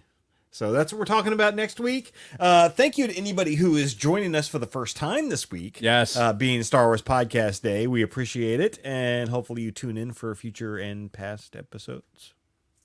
And Watch past episodes. Yeah. And hit the like button and subscribe and do all the things. See. Do it. 3 p.m. All right. And that is that. So thank you again, everybody on YouTube. Thank you again to all the audio listeners. Happy Podcast Day. Happy Star Wars Podcast Day. Yep. Nick, thank you again for coming out. And until next time, may the Force be with you. May the Force be with you. And with you.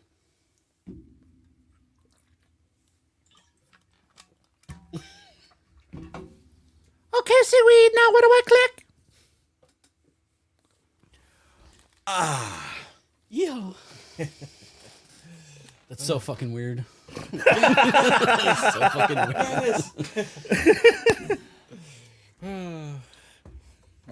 All right, everyone. Oh, shit. That's right. We're still live. We're going to end the show. I'm going to click the button. Oh, you're going to take us off? I'm going to take us off. All right. Bye, everyone. Have a good night. Enjoy the rest of the podcasts.